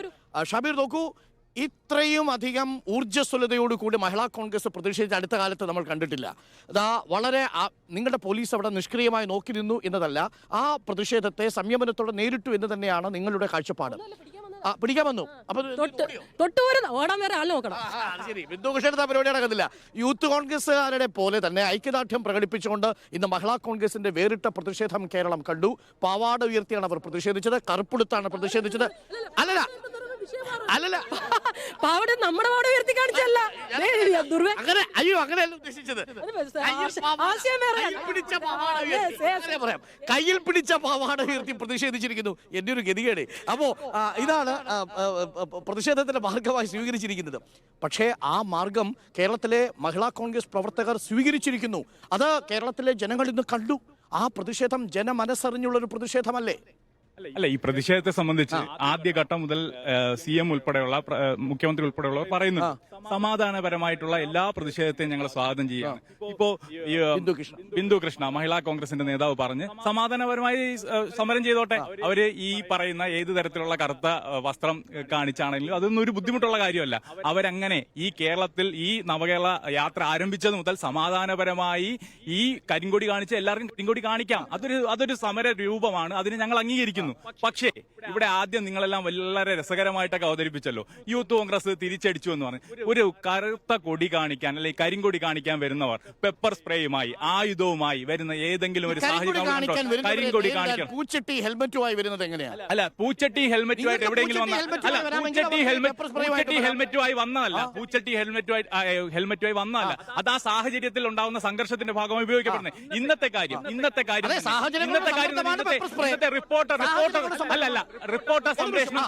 റിപ്പോർട്ടർ സംപ്രേഷണം ചെയ്ത ഇന്നത്തെ വീഡിയോ നിങ്ങൾക്ക് പരിശോധിക്കാം. അല്ല, അസഹിഷ്ണുതയോടുകൂടി വരും. അസഹിഷ്ണുതയോടുകൂടി യൂത്തും ഈ മഹിളാ കോൺഗ്രസിന്റെ പ്രവർത്തകർ പ്രതികരിക്കേണ്ട കാര്യമില്ലല്ലോ. ഇന്നത്തെ സാഹചര്യം, ഇന്നത്തെ റിപ്പോർട്ടർ സംപ്രേഷണം ചെയ്ത വീഡിയോ നിങ്ങൾ പരിശോധിച്ചു നോക്കിയാൽ ആ വീഡിയോയിൽ എവിടെയെങ്കിലും മുഖ്യമന്ത്രിയെ നിങ്ങൾക്ക് കാണാൻ കഴിയുമോ? മുഖ്യമന്ത്രിയെ കാണാൻ കഴിയില്ല. മുഖ്യമന്ത്രി എല്ലാം അല്ല, ജനങ്ങളെ കാണാനാണല്ലോ മുഖ്യമന്ത്രി വരുന്നത്. മുഖ്യമന്ത്രിയെ കാണാൻ വരുന്ന മുഴുവൻ പേർക്കും മുഖ്യമന്ത്രിയെ കാണാൻ കഴിയുന്നുണ്ട്. ഈ നാട്ടിലെ ഇപ്പൊ പ്രിയപ്പെട്ട അരുൺകുമാർ ഈ യാത്രയോടൊപ്പം സഞ്ചരിക്കുന്ന ആളാണ്. കാണുന്നുണ്ട് ഇപ്പോൾ. അതെ, ഈ യാത്രയുമായി ബന്ധപ്പെട്ട് എത്ര ആയിരങ്ങളാണ് ഒഴുകി വന്നതിനെ സംബന്ധിച്ച് അരുൺകുമാറിന് കൃത്യമായ ഒരു ധാരണയുണ്ട്. അപ്പോൾ ജനങ്ങളെ കാണുന്നില്ലെന്ന് റിപ്പോർട്ടർ ടിവിയുടെ റിപ്പോർട്ടർമാർ പറഞ്ഞാൽ ജനങ്ങൾ ഇതെല്ലാം കാണുന്നുണ്ട് എന്നുള്ള പ്രശ്നം. ഞാൻ പറഞ്ഞത് ഇന്നത്തെ പോയിന്റിലേക്ക് വരാം. ഇന്നത്തെ പ്രശ്നം ഈ കൊല്ലത്ത് ഒരു സംഘർഷം ഉണ്ടാക്കണം എന്ന് കരുതി കൂട്ടി കുറെ യൂത്ത് കോൺഗ്രസിന്റെ ക്രിമിനലുകൾ ആയുധങ്ങളുമായി വന്നു. സ്വാഭാവികമായിട്ട് ചേർക്കും. ഞങ്ങൾ ഗാന്ധിയന്മാരല്ല. കൊല്ലത്തെ സംബന്ധിച്ച് ഞങ്ങൾ ഗാന്ധിയന്മാരല്ല. ഞങ്ങളെ ആക്രമിച്ചാൽ ഞങ്ങൾ അതിനെ പ്രതിരോധിക്കും. അതിലൊരു സംശയമില്ല. അല്ല, ഈ നാട്ടിൽ ഇഷ്ടംപോലെ ക്രിമിനലുകളുണ്ട്. നാട്ടിൽ ഒരുപാട് ക്രിമിനലുകളുണ്ട്. ആ ക്രിമിനലുകളെ എല്ലാം കൂട്ടി യൂത്ത് കോൺഗ്രസ്സുകാർ ഈ ഡിവൈഎഫ്ഐക്കാരെ ആക്രമിക്കാൻ വന്നാൽ ഞങ്ങൾ പ്രതിരോധിക്കും. പിന്നെ കൊല്ലത്ത് ഞങ്ങളെ ആകെ എന്തോ ചെയ്തിട്ട് പോയി എന്നുള്ള ധാരണയൊന്നും വേണ്ട. ഞങ്ങൾ ഒരു കാര്യത്തിലും ഒരു കടവും വെക്കത്തില്ല. കിട്ടിയതിനെല്ലാം അപ്പോൾ തന്നെ തിരിച്ചു കൊടുത്തിട്ടുമുണ്ട്. അത് മുമ്പ് യൂത്ത് കോൺഗ്രസ്സുകാർക്ക് അറിയാം, ഇപ്പോഴും കൃത്യമായിട്ട് അറിയാം. ഞങ്ങളെ ആക്രമിച്ചാൽ തിരിച്ചാക്രമിക്കും. ഞങ്ങളായിട്ട് ആരെയും ആക്രമിക്കത്തില്ല. നമ്മളിപ്പോ ഇവിടെ മാമാങ്കോ ചാവേറോ ഗുസ്തി മത്സരം ഒന്നും അല്ലല്ലോ. തിരിച്ചു കൊടുക്കുന്നു. ആശയപരമായി തന്നെയാണ് എതിർക്കുന്നത്. ഞങ്ങൾ ആശയപരമായി സംഭവത്തിന്റെ തന്നെ ഇന്നത്തെ സംഭവത്തിൽ കരിങ്കൊടിയുമായിട്ട് വന്ന് പ്രതിഷേധിക്കാൻ വരുന്നവരാണവർ. അവരുടെ കയ്യിൽ അവരുടെ സുരക്ഷയ്ക്ക് വേണ്ടി വടി കരുതിയിരിക്കുന്നു. അവരുടെ കയ്യിൽ വടി ഉണ്ടെങ്കിൽ നിങ്ങൾക്ക് ഗാന്ധിജി ആരംഭിച്ച ഒരു പ്രതിഷേധമാണ്. നമ്മൾ സമാധാനപരമായി നടത്തുന്ന ഒരു പ്രതിഷേധമാണ് കരിങ്കൊടി പ്രതിഷേധം. ഒരു കയ്യിൽ ആയുധവും ഏന്തി മറുകൈയിൽ കറുത്ത കൊടിയുമായി വരുന്നതല്ല. മുഖ്യമന്ത്രിയുടെ അംഗരക്ഷകൻ ഇറങ്ങി പോലീസുകാരുടെ സംരക്ഷണ വലയത്തിൽ നിൽക്കുന്ന യൂത്ത് കോൺഗ്രസ് പ്രവർത്തകനെ നീണ്ട ചൂരൽ ലാത്തി ഉപയോഗിച്ച് അടിക്കുന്നത് ഏത് ഡിഫൻസാണ്? ഏത് പ്രതിരോധമാണ്? താങ്കൾക്ക് പറയാം. ആ സമയത്താണ് കയ്യിൽ വടിയുമായി കരിങ്കൊടിയുമായി വരുന്നത്. കരിങ്കൊടി എടുത്ത കയ്യിലും കയ്യിൽ വടിയുമായി പ്രതിഷേധിക്കേണ്ടി വരുന്ന അവസ്ഥ സൃഷ്ടിച്ചത് നിങ്ങളുടെ പോലീസാണ്. ഒരിക്കലുമല്ല. അത് യൂത്ത് കോൺഗ്രസ് ഒരു സംഘർഷം ഉണ്ടാക്കുന്നതിന് വേണ്ടിയിട്ടാണ്. ഞാൻ നേരത്തെ സൂചിപ്പിച്ചല്ലോ, ഇവിടെ ശ്രീമതി ബിന്ദു കൃഷ്ണ പറഞ്ഞു അവർ സമാധാനപരമായി ഒരു സമരം ചെയ്തു. ഏതെങ്കിലും തരത്തിലൊരു അക്രമം അല്ലെങ്കിൽ അവർക്കെതിരെ ഏതെങ്കിലും ഒന്ന് പിടിച്ചു തള്ള പോലും ഏതെങ്കിലും പോലീസ് ഉദ്യോഗസ്ഥന്മാർ അല്ലെങ്കിൽ ഡിവൈഎഫ്ഐ വീഡിയോയിലുണ്ട്. ആ വീഡിയോ പരിശോധിക്കട്ടെ. വീഡിയോ പരിശോധിച്ച് അറിയാൻ പറ്റൂ. അവർ ആദ്യം ഈ ബിന്ദു കൃഷ്ണ എന്നെ ഇവിടെ സൂചിപ്പിച്ചത് സമാധാനപരമായി ആരും ഞങ്ങളെ വന്നില്ല, ഞങ്ങളുടെ അടുത്ത് പിടിക്കാൻ വന്നവർ ഞങ്ങൾ തുടരുന്നു. അങ്ങനല്ല, നിങ്ങൾ തന്നെ നേരത്തെ പറഞ്ഞ കാര്യമാണ്. അവര് സമാധാനപരമായി സമരം ചെയ്തു. പക്ഷേ ഒരു കയ്യിൽ ആയുധമേന്തി അടുത്ത കയ്യിൽ കരിങ്കൊടിയുമായി ഒരു സമരത്തിന് വന്നാൽ അതിനോടൊപ്പം ഡിവൈഎഫ്ഐക്കാരെ ആക്രമിക്കാൻ ശ്രമിച്ചാൽ സ്വാഭാവികമാണ്. എന്റെ ഒരു കൺഫ്യൂഷൻ ഉള്ളത്, ആദ്യം ഡിവൈഎഫ്ഐ പ്രവർത്തകരെ ആക്രമിക്കുകയാണോ ചെയ്തത്, അതല്ല കരിങ്കൊടി കാട്ടുകയാണോ ചെയ്തത്? ഏതു ഘട്ടത്തിലാണ് ഡിവൈഎഫ്ഐ പ്രവർത്തകരെ ആക്രമിച്ചത്? നേരിട്ട് കണ്ട കാര്യങ്ങൾ പറഞ്ഞു വരാം. ഈ ബസ് കടന്നു പോയതിന് ശേഷമാണ് ഇവർ റോഡിലേക്ക് എത്തിയത്, പോലീസുകാരെ വെട്ടിച്ച് റോഡിലെത്തിയത്. പിന്നീടുള്ള വാഹനം കടന്നു പോകുന്നു, ഇവർ കരിങ്കൊടി വീശുന്നു. വീശിക്കഴിഞ്ഞ ഉടൻ തന്നെ പോലീസ് പിടിച്ച് മാറ്റുന്ന സമയത്ത് ഡിവൈഎഫ്ഐ പ്രവർത്തകർ അവിടെ എത്തുന്നു. ഡിവൈഎഫ്ഐ പ്രവർത്തകർ എടുത്തുന്നു, അടി തുടങ്ങുന്നു. അല്ല, ഒരു കാര്യം, എന്റെ ഒരു സംശയം, നിങ്ങൾ റിപ്പോർട്ടറോടുള്ള എന്റെ ഒരു സംശയം, ഈ യൂത്ത് കോൺഗ്രസുകാരുടെ കയ്യിൽ ആയുധം ഉണ്ടായിരുന്നോ? വടികൾ ഉണ്ടായിരുന്നു? വടി ഉണ്ടായിരുന്നോ? പെപ്പർ സ്പ്രേ ഉണ്ടായിരുന്നോ? ഒരു കരിങ്കൊടി സമരത്തിന് വരുന്ന മിസ്റ്റർ അരുൺകുമാർ, നമ്മൾ സ്വാതന്ത്ര്യ സമര കാലഘട്ടം മുതൽ ഉയർത്തുന്ന ഒരു സമര രൂപമാണല്ലോ ഈ കരിങ്കൊടി പ്രതിഷേധം. എവിടെയെങ്കിലും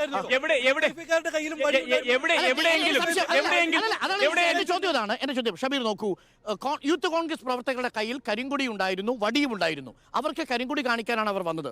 ഡിവൈഎഫ്ഐക്കാരുടെ കയ്യിൽ പട്ടിക ഉണ്ടായിരുന്നു. ഈ പട്ടികൾ എന്തിനാ കൊണ്ടുവന്നത്? ട്യൂബ് ലൈറ്റ് എന്തിനാ കൊണ്ടുവന്നത്? ട്യൂബ് ലൈറ്റ് നമ്മൾ അവിടെ ഉണ്ടായിരുന്ന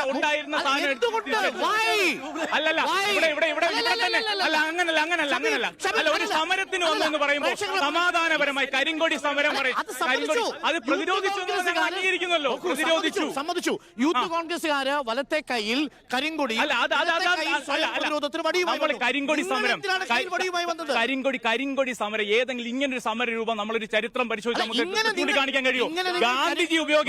ഗാന്ധിജി ഉപയോഗിച്ച സമര രൂപം എന്ന നിലയിൽ ഈ ഇന്ത്യയിൽ ആകെ എല്ലാവരും അംഗീകരിക്കുന്ന ഒരു സമര രൂപമാണ് ഈ കരിങ്കൊടി സമരം.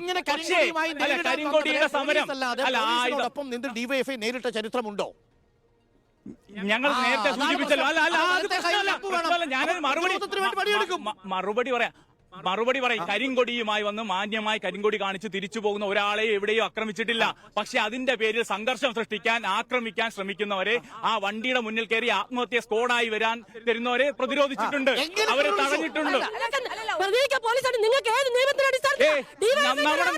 ഞങ്ങളുടെ നാട്ടിലെ ഗുണ്ടകളായി ഇന്നുൾപ്പെടെ ഇവിടെ വന്നത് ഗുണ്ടകൾ ആയുധമായി വന്നത് ഈ ബിന്ദു കൃഷ്ണ അടക്കമുള്ളവരുടെ പിന്തുണയോടുകൂടി ഗുണ്ടകൾ ആയുധവും വേണ്ടി വന്ന് സമരം ചെയ്യുന്ന ഒരു സാഹചര്യമാണ് ഉണ്ടായത്. ഗുണ്ടകൾ ഈ വന്ന യൂത്ത് കോൺഗ്രസുകാരുടെ ചരിത്രം പരിശോധിച്ചാൽ എത്ര കേസുകളിൽ പ്രതികളായി ചേർക്കപ്പെട്ടുള്ള ആൾക്കാരും നമുക്ക് മനസ്സിലാവും. അല്ല, ഒരു നിമിഷം ഞാൻ വരാം സാർ. ഒരു നിമിഷം നോക്കൂ, ബിന്ദു കൃഷ്ണ ചോദിക്കുന്ന ചോദ്യം ഇതാണ്. നോക്കൂ, അക്രമം ഉണ്ടാക്കാനാണ് യൂത്ത് കോൺഗ്രസ് വന്നതെങ്കിൽ അതിനെ പ്രതിരോധിക്കേണ്ടത് പോലീസാണോ ഡിവൈഎഫ്ഐ ആണോ? നിയമപരമായ ബാധ്യതക്കാണ് പോലീസിനാണ്. ആക്രമിക്കും, ഡിവൈഎഫ്ഐക്കാരെ മുഖ്യമന്ത്രിക്ക് സുരക്ഷ ഒരുക്കേണ്ടത് അദ്ദേഹത്തിന്റെ സുരക്ഷാ ജീവനക്കാരാണ്, പോലീസുകാരാണ്. പക്ഷേ ഡിവൈഎഫ്ഐക്കാരെ ആക്രമിക്കുന്ന സാഹചര്യം ഉണ്ടായാൽ ഞങ്ങൾ പ്രതിരോധിക്കും. ഡിവൈഎഫ്ഐക്കാരെ ആയുധമേന്തി പെപ്പർ സ്പ്രേയുമായി അവിടെ ചാനലിന്റെ ദൃശ്യങ്ങൾ പരിശോധിച്ച് നോക്കുന്നു. ആ ചാനൽ ദൃശ്യങ്ങളിൽ യൂത്ത് കോൺഗ്രസിന്റെ നേതാക്കന്മാർ വാള് വീശുന്നതിന് സമാനമായി ഈ വടി വീശിക്കൊണ്ടുവരുന്ന ചിത്രങ്ങളുണ്ട്. നിങ്ങളുടെ തന്നെ ചാനലിൽ വന്ന ഒരു പ്രയോഗം എന്താ, മാമാങ്കമാണോ അല്ലെങ്കിൽ കളരിപ്പയറ്റാണോ എന്നുള്ള തരത്തിൽ നിങ്ങൾ തന്നെ ഒരു ക്യാപ്ഷൻ കൊടുത്തത് സംപ്രേഷണം ചെയ്യുന്ന സാഹചര്യം ഉണ്ടായി. ചോദിച്ചോളൂ. അതായത് യൂത്ത് കോൺഗ്രസ് പ്രതികരിക്കാൻ വരുന്നു, അല്ല പ്രതിഷേധിക്കാൻ വരുന്നു.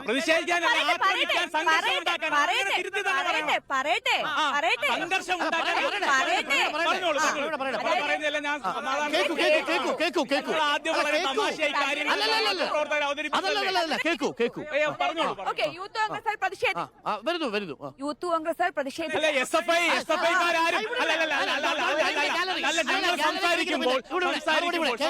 പ്രതിഷേധിക്കുമ്പോൾ ഇവിടെ നിന്നുള്ള എസ്എഫ്ഐക്കാർ എവിടെയെങ്കിലും കരിങ്കൊടി കാണിക്കുമ്പോൾ ഒരു കൈയിൽ ആയുധമേന്തി അടുത്ത കരിങ്കൊടിയുമായി എവിടെയെങ്കിലും സമരത്തിന് പോയോ? ഐതിഹാസികമായിട്ടുള്ള സമരം നടത്തിയല്ലോ. പ്രവീണ ചോദ്യം കേൾക്കൂ. അല്ലല്ല, ചോദിക്കട്ടെ. പ്രവീണ ചോദ്യം. ഒരു നിമിഷം അവിടെ കേൾക്കുന്നില്ല. പറഞ്ഞോ പ്രവീണ. പ്രതിഷേധിക്കാൻ വരുന്ന കോൺഗ്രസ്സുകാർ, അവരെ പിടിച്ചു മാറ്റാൻ പോലീസ് ഉണ്ട്. പിന്നെ എന്തിനാണ് അവിടെ ഡിവൈഎഫ്ഐ പ്രതിഷേധ വരുന്നത് എന്തിനാണ്? ഏയ്, അത് തെറ്റാ. തീർന്നില്ല. ഈ പോലീസുകാർക്കൊപ്പം ഡിവൈഎഫ്ഐ എന്തിനാണ്? ചോദ്യം കേട്ടെ, ഞാൻ അല്ലല്ല, ഒരു മറുപടി പറയാം. ഞാൻ ഇതിന്റെ മറുപടി കൂടെ പറയാം. രണ്ട് ചോദ്യമാണ്. അടുത്തത്, താങ്കൾ പറഞ്ഞു SFIക്കാരോ DYFIക്കാരോ പ്രതിഷേധിക്കാൻ വരുമ്പോൾ അവരുടെ കയ്യിൽ കല്ലോ ആയുധങ്ങളോ ഉണ്ടെന്ന് കണ്ടിട്ടുണ്ടോന്ന്. ഞാൻ കണ്ടിട്ടുണ്ട്. സോളാർ സമരകാലത്ത് SFI ഉമ്മൻചാണ്ടി മുഖ്യമന്ത്രി ആയിരിക്കുമ്പോൾ യൂണിവേഴ്സിറ്റി കോളേജിൽ നിന്ന് പെട്രോൾ ബോംബ് അടക്കം വീണത് ഞങ്ങൾ മാധ്യമപ്രവർത്തകർക്കാണ്. മറുപടി രണ്ട് ചോദ്യങ്ങൾ ചോദിച്ചു. രണ്ട് ചോദ്യങ്ങൾക്കും കൃത്യമായി ഉത്തരം പറയാം. ഒന്നാമത്തെ ചോദ്യം ഡിവൈഎഫ്ഐക്കാർക്ക് ഈ സമരം നടക്കുന്നിടത്ത്, ഡിവൈഎഫ്ഐ സമരം നടക്കുന്ന എവിടെയാണ്? സമരം നടക്കുന്ന പൊതു റോഡിൽ, ആ പൊതു ഇടത്തിൽ ഡിവൈഎഫ്ഐക്കാർക്ക് വരാൻ കഴിയില്ല എന്നാണ് നിങ്ങളുടെ റിപ്പോർട്ടർ കരുതുന്നതെങ്കിൽ അത് മഹാസംഭവമാണ്. ഡിവൈഎഫ്ഐക്കാർ എന്തിനു വന്നു എന്നാണ് ചോദിക്കുന്നത്. ഞങ്ങൾക്ക് സഞ്ചാര സ്വാതന്ത്ര്യമില്ലേ? മിസ്റ്റർ അരുൺ, ഈ ഭരണഘടന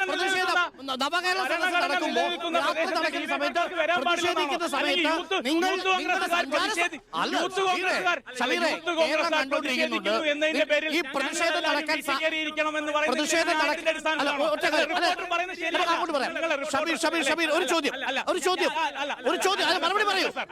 നിങ്ങളുടെ റിപ്പോർട്ടർ രണ്ട് ചോദ്യം ഉയർത്തി. ആ രണ്ട് ചോദ്യത്തിന് മറുപടി പറയുമ്പോൾ ഇടപെടരുത്. രണ്ട് കാര്യങ്ങൾ ഡിവൈഎഫ്ഐക്കാർ എന്തിനു വന്നു എന്ന് ചോദിക്കുന്നത് ഏത് തരത്തിലുള്ള ന്യായമാണ് നിങ്ങൾ ഈ പറയുന്നത്? ഒരു സമരം നടക്കുമ്പോൾ, ആരുടെയെങ്കിലും സമരം നടക്കുമ്പോൾ വേറെ ആരും ആ പ്രദേശത്തേക്ക് വരരുത് എന്ന് പറയുന്നതാണോ ന്യായം? അല്ലെങ്കിൽ അല്ല, അങ്ങനെയാണെങ്കിൽ പിന്നെ പറഞ്ഞോട്ടെ. അല്ല, ബിന്ദു കൃഷ്ണ പറഞ്ഞോട്ടെ. ഞാൻ നേരത്തെ പറഞ്ഞ ഇടപെടുമ്പോഴത്തേക്കും അല്ല, പ്രശ്നം എന്ന് പറഞ്ഞാൽ കൺമുന്നിൽ കണ്ട കാര്യങ്ങളാണ് ഇതെല്ലാം. പ്രതിഷേധിക്കുന്ന ആൾക്കാരെ ഡിവൈഎഫ്ഐക്കാർ തല്ലുന്നത് നമ്മൾ കണ്ടതാണ്. ആ തല്ലുകൊള്ളുന്നതിനെതിരെ അവർ ഇന്ന് വടിയുമായി പ്രതിഷേധിക്കാനെത്തി. അതിനെങ്ങനെയാണ് കരിങ്കൊടി പ്രതിഷേധം എന്ന് പറയുന്നത്? നമ്മൾ കരിങ്കൊടി പ്രതിഷേധം ഒരു സമാധാനപരമായി നടത്തുന്ന പ്രതിഷേധമല്ലേ? അവര് സംഘർഷം ഉണ്ടാക്കാൻ ഡിവൈഎഫ്ഐക്കാരെ ആക്രമിക്കാൻ വന്നതാണ് എന്ന കാര്യം സമ്മതിച്ചാൽ എനിക്ക് രണ്ടാമത്തെ ചോദ്യത്തിനും കൂടി ഉത്തരം പറയാനുള്ള അവസരം തരണം. രണ്ടാമത്തെ ചോദ്യമായി പറഞ്ഞത് ഈ സോളാർ സമരകാലത്ത് SFI ആക്രമിക്കുന്ന യൂണിവേഴ്സിറ്റി കോളേജിൽ കയറുന്ന, യൂണിവേഴ്സിറ്റി കോളേജിലേക്ക് ഗ്രനേഡ് ഉൾപ്പെടെ ഉള്ള ആക്രമണം നടത്തുമ്പോൾ പ്രതിരോധിച്ചിട്ടുണ്ട്. അല്ല,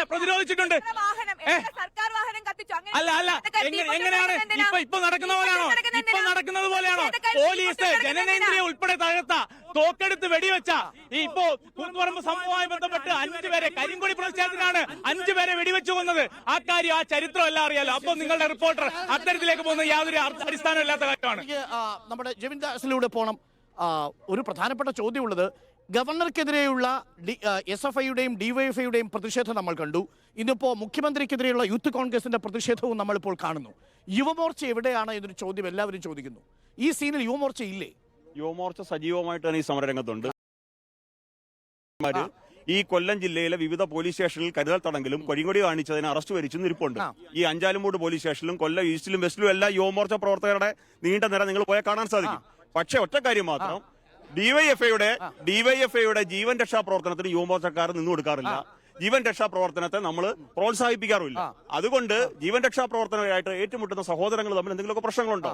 അതിനിടയിലേക്ക് യുവമോർച്ച കൃത്യമായ പ്രതിഷേധം. ഇന്നലെ ഗവർണർക്കെതിരെ കേരളമെമ്പാടും കണ്ട കരിങ്കൊടി പ്രതിഷേധം, SFI എന്ന സംഘടന സജീവമായി ഗവർണർക്കെതിരെ സ്വീകരിച്ച രാഷ്ട്രീയ നിലപാടുകൾ, അത് കണ്ട് കേരളത്തിലെ യുവമോർച്ച പ്രവർത്തകർക്ക് എന്താണ് സംഭവിച്ചതെന്നാണ് ഞങ്ങൾ എല്ലാവരും അന്വേഷിക്കുന്നത്. അല്ലെന്നേ, ഗവർണർക്ക് പ്രൊട്ടക്ഷൻ കൊടുക്കേണ്ടത് ഈ നാട്ടിലെ ഫോഴ്സ് അല്ല. അവിടെ എന്തിനാണ് ഈ ഡിവൈഎഫ്ഐക്കാർ കാണിക്കുന്ന കലാപരിപാടി ഞങ്ങൾ കാണിക്കാൻ പോകില്ല. യുവമോർച്ചയ്ക്ക് ഗവർണർക്ക് പ്രൊട്ടക്ഷൻ കൊടുക്കുന്ന ജോലിയല്ല. ഇവിടുത്തെ യുവമോർച്ച പ്രവർത്തകർ ഇവിടുത്തെ യുവജന സംഘടനയാണ്. ഗവർണർക്ക് പ്രൊട്ടക്ഷൻ കൊടുക്കേണ്ടത് ഈ രാജ്യത്തെ സ്റ്റേറ്റാണ്. പോലീസ് നന്നായി കൊടുക്കുന്നുണ്ട്. അല്ല, പോലീസ് നന്നായി കൊടുക്കുന്നുണ്ട്. ഇറങ്ങി പോകുമ്പോൾ ഒരു മനുഷ്യനും ആ മനുഷ്യനെ പോറലേൽപ്പിക്കുന്നില്ല. നമ്മുടെ ഭരണഘടനാ സംവിധാനം ഗംഭീരമാണ്. അല്ല, ഞാൻ സമാധാനപരമാണ്. പക്ഷേ ലോ ആൻഡ് ഓർഡർ എല്ലാം അംഗീകരിക്കുന്നു. പക്ഷേ മിഠായി തെരുവിലേക്ക് കേരളം സുന്ദരമല്ലെന്ന് ആരെങ്കിലും പറഞ്ഞു? കേരളം മനോഹരമല്ലെന്ന് ആരെങ്കിലും പറഞ്ഞു? കേരളം സുന്ദരമാണ്. ഹിസ്റ്ററി ഓഫ് കണ്ണൂർ എന്ന് പറഞ്ഞ ഗവർണർ പറഞ്ഞു കേരളം പൊളിറ്റിക്കൽ അദ്ദേഹം അല്ലല്ല അങ്ങ് അതിനകത്ത് കിടന്ന് ഇങ്ങനെ ആവശ്യമില്ലാതെ 2 ദിവസമായിട്ട് അങ്ങ് ഞാനുന്നുണ്ട്. ആ അദ്ദേഹം അല്ല കൃത്യമായി അല്ലല്ല ആ വള്ളി എന്ന ഗവർണർ പൊട്ടിച്ചു കളഞ്ഞു. പക്ഷെ അങ്ങേര് ചാടി പിടിക്കാൻ നോക്കുവാണ്. അല്ലല്ല, ആ വള്ളിയിൽ അങ്ങ് വീണ്ടും ചാടി ചോദ്യം. ആ കേരളത്തിന്റെ ഒരു സാമ്പത്തിക അടിയന്തരാവസ്ഥയിലാണെന്ന് പറഞ്ഞത് ഇതേ ഗവർണറാണ്. കേരളത്തിന്റെ ലോ ആൻഡ് ഓർഡർ തകർന്നിരിക്കുന്നു, അതാ ഭരണഘടനാ മെഷീനറി തകരുന്നതിന്റെ സൂചനയാണെന്ന് പറഞ്ഞത് ഗവർണറാണ്. ആ ഗവർണർ മിഠായി തെരുവിൽ പോയി അലുവ തിന്ന് തിരിച്ചു വന്നു, ഒരു പോറൽ നിൽക്കാതെ. അല്ല, എന്നേക്കാൾ പൊതുപ്രവർത്തകരെ കാണുകയും ഈ നാട് കാണുകയും ചെയ്യുന്ന ആളല്ലേ അങ്ങ് ഒരു ലോ ആൻഡ് ഓർഡർ സിറ്റുവേഷൻ തകർന്നു എന്ന് പറഞ്ഞ ഗവർണർക്ക് സുരക്ഷ കൊടുക്കുന്ന കാര്യത്തിലാണോ ലോ ആൻഡ് പിന്നെ ഏത് കാര്യത്തിലാണ് സാർ? നോക്കൂ എന്തെല്ലാം കാര്യങ്ങൾ ഈ നാട്ടിൽ ചർച്ച ചെയ്യാനുണ്ട്. നോക്കൂ ഇവിടെ തന്നെ ഡിവൈഎഫ്ഐ ജീവൻ രക്ഷാ പ്രവർത്തനവുമായിട്ട് നാട് മൊത്തം ഇറങ്ങി ഇതര രാഷ്ട്രീയ പ്രവർത്തകരെ എടുത്തിട്ട് മർദ്ദിക്കുന്നു. അല്ല അതെന്ത് ആയിക്കോട്ടെ, അത് അവർ പറയണം. അല്ല അത് പറയാൻ വേറെ കാര്യം പറയണം. അല്ലല്ല ഒരു നിമിഷം എന്റെ വിഷയമല്ല അല്ലല്ല ഒരു നിമിഷം അതെ അടിക്കാൻ അതല്ല നമ്മളെ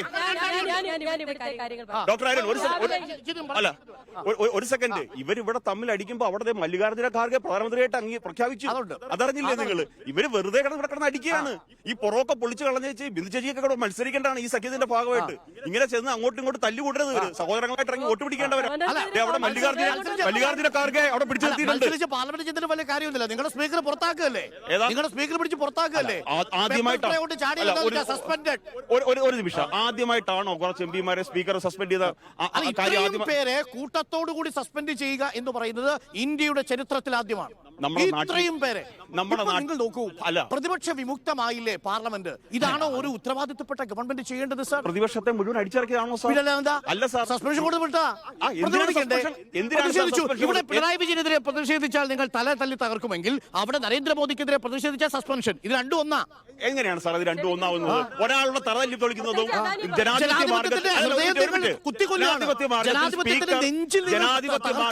അങ്ങനൊന്നും പറയാതെ തെരഞ്ഞെടുക്കപ്പെട്ട ഈ രാജ്യത്തിന്റെ ഭരണഘടന അല്ലെങ്കിൽ ആ രാജ്യസഭയുടെ നിയമ സംവിധാനം അനുസരിച്ചിട്ട് അതിനകത്തുണ്ടാവുന്ന പ്രതിഷേധിക്കുന്ന എം പിമാരുടെ പ്രതിഷേധം അതിര് കടന്നാൽ സ്പീക്കർ എടുക്കുന്ന നടപടി നരേന്ദ്രമോദി ഏതാണ് അതിനൊരു ചോദ്യമുണ്ട്. ഏതാണ് അതിന്? ഏതാണ് പാർലമെന്റിലെ പ്രതിഷേധത്തിന് അതിനെന്താ? പ്രധാനമന്ത്രി ആഭ്യന്തരമന്ത്രി സംസാരിക്കണം എന്ന് പറയുന്നതാണോ അതിന്? പാർലമെന്റിൽ വന്ന് സംസാരിക്കണം. ബിജെപി പ്രധാനമന്ത്രിയെ സസ്പെൻഡ് ചെയ്തില്ല സാർ. പ്രധാനമന്ത്രി ഇപ്പോഴും ഉണ്ട് പാർലമെന്റിൽ. ഒരു നിമിഷം ഞാൻ പറയാം. സ്വതന്ത്ര ഇന്ത്യയുടെ ചരിത്രത്തിൽ ആദ്യമായിട്ടാണ് പാർലമെന്റിനുള്ളിലേക്ക് തമ്മിലടിക്കല്ല ബിജെപി എതിർക്കേണ്ട കാര്യത്തിൽ പൂർണ്ണമായി ബിജെപി എതിർക്കും. അതിനകത്ത് ഒരു സംശയം വേണ്ട. ബിജെപിയെ പൂർണ്ണമായി എതിർക്കും. പാർലമെന്റിന്റെ ചരിത്രത്തിൽ ആദ്യമായി പാർലമെന്റിന്റെ എല്ലാ സുരക്ഷകളെയും ലംഘിച്ചുകൊണ്ട് പാർലമെന്റിനുള്ളിൽ വന്ന് പ്രതിഷേധിക്കുന്ന സാഹചര്യം ഉണ്ടായി. അതിനെ സംബന്ധിച്ച് ഇന്ത്യയുടെ പ്രധാനമന്ത്രി, ഇന്ത്യയുടെ ആഭ്യന്തരമന്ത്രി ഇന്ത്യയുടെ ജനങ്ങളോട് പ്രതികരിക്കണമെന്ന് പറയുന്നത് മുഴുവൻ പുറത്താക്കുന്നത് സകല സുരക്ഷാ സംവിധാനങ്ങളുമുള്ള ആധുനിക പാർലമെന്റ് മന്ദിരത്തിനകത്ത് ഒരു ഈച്ച പോലും കിടക്കാത്ത പാർലമെന്റ് മന്ദിരത്തിനകത്ത് ബിജെപി എം പി ഭീകരന്മാരെ കയറ്റിയിട്ട് ഒരു അന്വേഷണം നടത്താത്ത, ഒരു പ്രസ്താവന പോലും നടത്താത്ത കേരളത്തിന്റെ രാജ്യത്തിന്റെ പ്രധാനമന്ത്രിയും ആഭ്യന്തരമന്ത്രിയും രാജ്യത്തിന് നാണക്കേടാണ്. പാർലമെന്റിനുള്ളിലേക്ക് കടന്നു കയറി ആക്രമണം നടത്തിയത് സംബന്ധിച്ച് ഈ രാജ്യത്തെ ജനങ്ങൾക്ക് അത് സംബന്ധിച്ച് ഒരു വിശദീകരണം നൽകാൻ കഴിയുന്നില്ല എന്ന് പറഞ്ഞാൽ അതിനെ ചോദ്യം ചെയ്യുന്നവരെ പുറത്താക്കുക എന്ന് പറഞ്ഞാൽ അതിനെ ജനാധിപത്യം എന്നല്ല ഫാസിസം എന്നാണ് പറയേണ്ടത്. ഈ രാജ്യത്ത് ഫാസിസത്തിന്റെ തുടക്കമായിരിക്കുന്നു എന്ന് പറയേണ്ട സാഹചര്യമുണ്ട്. ഷബീറെ, ഇത് രാഷ്ട്രീയ പ്രസംഗമല്ല. നിങ്ങളെക്കാൾ ശബ്ദത്തിൽ എനിക്ക് സംസാരിക്കാൻ കഴിയുന്ന ആളാണ്. പറഞ്ഞു മനസ്സിലായില്ലേ? നിങ്ങളെക്കാൾ ശബ്ദത്തില് എനിക്ക് അല്ല അവർ ചോദിച്ച ചോദ്യം ഒന്ന് ശ്രീമതി ബിന്ദുകൃഷ്ണ ചോദിച്ചത് അന്വേഷണം നടക്കുന്നില്ലെന്ന് ഡോക്ടർ അരുണ് പറയാൻ സാധിക്കും? അങ്ങനെ ഒരു മാധ്യമ പ്രവർത്തനല്ലേ? കൃത്യമായ അന്വേഷണം നടക്കുന്നില്ലേ? ഞാൻ ചോദിക്കട്ടെ നിങ്ങളുടെ എം പി NK പ്രേമചന്ദ്രൻ എത്ര ആൾക്കാർക്ക് പാസ് കൊടുക്കാറുണ്ട്?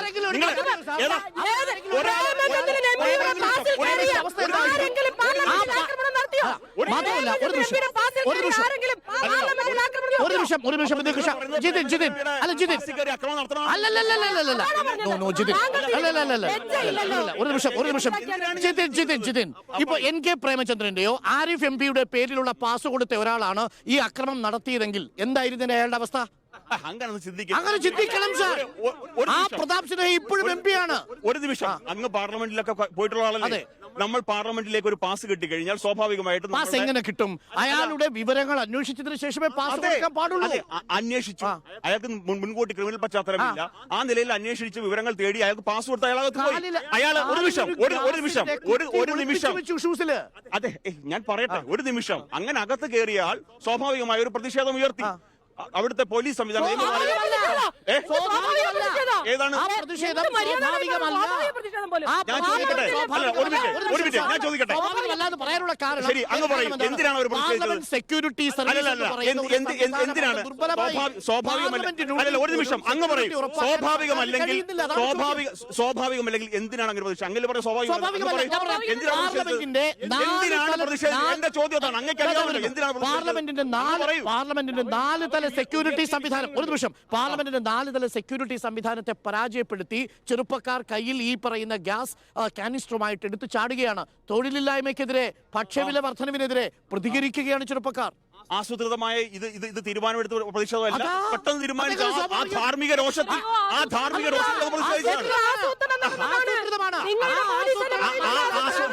ആസൂത്രണം മനസ്സിലാക്കാൻ ഇന്റലിജൻസ് ബ്യൂറോയ്ക്ക് പറ്റിയില്ല. ആ ആസൂത്രണം ചെയ്തു വന്നവർക്ക് പാസ് കൊടുത്തത് BJP MP. ആ BJP MP പാസ് കൊടുത്തു വന്നവർ ചാടുന്നത് കണ്ടു നിന്നത് നിങ്ങളുടെ സെക്യൂരിറ്റി സർവീസ്. അടിമുടി പൊളിഞ്ഞുപോയി സുരക്ഷ. നിങ്ങളുടെ സെക്യൂരിറ്റി സർവീസ് ഈ രാജ്യത്തെ BJP ഗവൺമെന്റിനാണോ സുരക്ഷാ force? Asset of this country. ദുർബലപ്പെടുത്തി. പറയൂ, പ്രധാനമന്ത്രി എന്തുകൊണ്ട് മറുപടി പറയുന്നില്ല?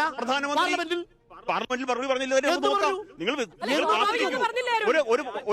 നോക്കൂ, നമ്മുടെ രാജ്യത്ത് അസ്വാഭാവികമായ ഒരു സംഭവം നടന്ന് രാജ്യം നെട്ടിത്തെരിച്ചിരിക്കുന്ന ഒരു ഘട്ടത്തിൽ രാജ്യത്തിന്റെ പ്രധാനമന്ത്രി, രാജ്യത്തിന്റെ ആഭ്യന്തരമന്ത്രി അവർ ഈ രാജ്യത്തെ അഭിസംബോധന ചെയ്ത് എന്താണ് ഇതുമായി ബന്ധപ്പെട്ട് നടന്നിട്ടുള്ളത്? അമിത്ഷായുടെ മറുപടി എങ്ങനെയാണ്? രാജ്യത്തിന്റെ പ്രധാനമന്ത്രി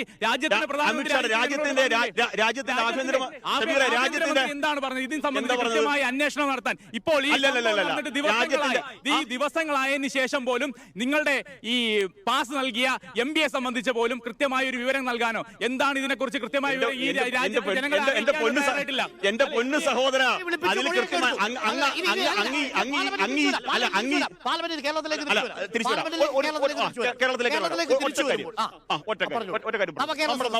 നവകേരള സദസ്സിലേക്ക് വരാം. നമ്മുടെ നവകേരള സദസ്സ് എന്റെ സ്ഥലം കരുനാഗപ്പള്ളിയാണ്. ഞാൻ ഇന്ന് നമ്മളുടെ മുഖ്യമന്ത്രി പ്രസംഗിച്ച 27 മിനിറ്റ് 13 സെക്കൻഡ് അദ്ദേഹത്തിന്റെ പ്രസംഗം ഞാൻ അദ്ദേഹത്തിന്റെ ഫേസ്ബുക്ക് പേജിൽ കണ്ടു. എവിടെയെങ്കിലും 140 മണ്ഡലങ്ങളിലും അദ്ദേഹം സഞ്ചരിക്കുന്നുണ്ടല്ലോ. ഏതെങ്കിലും മണ്ഡലത്തിൽ അദ്ദേഹം ആ മണ്ഡലത്തിനെ സംബന്ധിക്കുന്ന എന്തെങ്കിലും വികസന പ്രവർത്തനങ്ങളോ ആ മണ്ഡലത്തിൽ ചെയ്യാൻ പോകുന്ന ഏതെങ്കിലും വികസന പരിപാടികളോ അദ്ദേഹം പറയുന്നുണ്ടോ? അദ്ദേഹത്തിന്റെ ഒരു നിമിഷം ഞാൻ പറയാം. അദ്ദേഹം ആദ്യത്തെ 10 മിനിറ്റ് കോൺഗ്രസിനെ തെറി പറയും, പ്രതിപക്ഷത്തെ ചീത്ത വിളിക്കും. അടുത്ത 5-10 മിനിറ്റ് കിഫ്ബിയുടെ കാര്യത്തെ പറ്റി പറയും. പിന്നീട് കുറച്ചു നേരം കേന്ദ്ര ഗവൺമെന്റ് വരിഞ്ഞു മുറിക്കാനെ സംബന്ധിച്ച് പറയും. അവസാനം ഗവർണറെ കുറച്ച് കാര്യങ്ങൾ പറയും. ഇതല്ലാതെ ഞങ്ങളുടെ കരുനാഗപ്പള്ളി തന്നെ ഒരു 7 വർഷം 2016 അനുവദിച്ച ഒരു ആർട്സ് കോളേജ്, ഒരു ഗവൺമെന്റ് ആർട്സ് കോളേജ് കെട്ടിടമില്ലാതെ കിൻഡർ ഗാർഡനിൽ പ്രവർത്തിക്കുന്നു. ആലപ്പാട് പോലുള്ള സ്ഥലങ്ങളിൽ തീരദേശ പ്രദേശങ്ങളിൽ ധാരാളം പ്രശ്നങ്ങളുണ്ട്. ഈ ബീച്ച് പ്രശ്നങ്ങളുണ്ട്. കൊല്ലത്ത് അദ്ദേഹം സംസാരിക്കുന്നുണ്ടല്ലോ. ഈ ബീച്ച് പ്രശ്നങ്ങളുണ്ട്. നോക്കും, തെരുവുനായ പോലും ഇവിടെ വന്ന് എത്തി നോക്കിയിട്ട് പോകുന്ന സാഹചര്യമുണ്ട്. ഈ നാട്ടിന്റെ ഏതെങ്കിലും വികസന പ്രവർത്തനങ്ങളെ സംബന്ധിച്ച് അദ്ദേഹം സംസാരിക്കുന്നുണ്ടോ? അദ്ദേഹം റെക്കോർഡ് ചെയ്തു വെച്ചതുപോലെ ഈ പ്രസംഗം ഇങ്ങനെ ആവർത്തിച്ചുകൊണ്ടിരിക്കുകയാണ്. ഭാഷയുടെ ശൈലി മാറാതെ കരുനാഗപ്പള്ളിയിൽ കവർ ചെയ്തതാണ്. കരുനാഗപ്പള്ളിയുടെയോ മണ്ഡലത്തിന്റെയോ സ്പെസിഫിക് ആയ വികസന പദ്ധതിയെക്കുറിച്ച് മുഖ്യമന്ത്രി സംസാരിച്ചില്ലേ? അതായത് ഈ നവകേരള സദസ്സിന്റെ തുടക്കം മുതൽ മന്ത്രിമാരും മുഖ്യമന്ത്രിയും പറയുന്നുണ്ട് ഇതിന്റെ നവകേരള സദസ്സ് കൊണ്ട് എന്താണ് ഉദ്ദേശിക്കുന്നതെന്ന്. അതിൽ അവർ പറയുന്നത് ഇതുവരെ സർക്കാർ ചെയ്ത കാര്യങ്ങൾ പറയുക, ഇനി ചെയ്യാൻ ഉദ്ദേശിക്കുന്ന കാര്യങ്ങൾ പറയുക, അതിനോടൊപ്പം ഇനി ഈ പ്രവർത്തനങ്ങൾക്ക് തടസ്സമായ കാര്യങ്ങൾ പറയുക, അതിനോടൊപ്പം തന്നെ മറ്റ് രാഷ്ട്രീയ കാര്യങ്ങൾ പറയുക. ഇത് തന്നെയാണ് ഉദ്ദേശം എന്ന് പറയുന്നത്. ഒരു കരുനാഗപ്പള്ളിയിൽ മാത്രം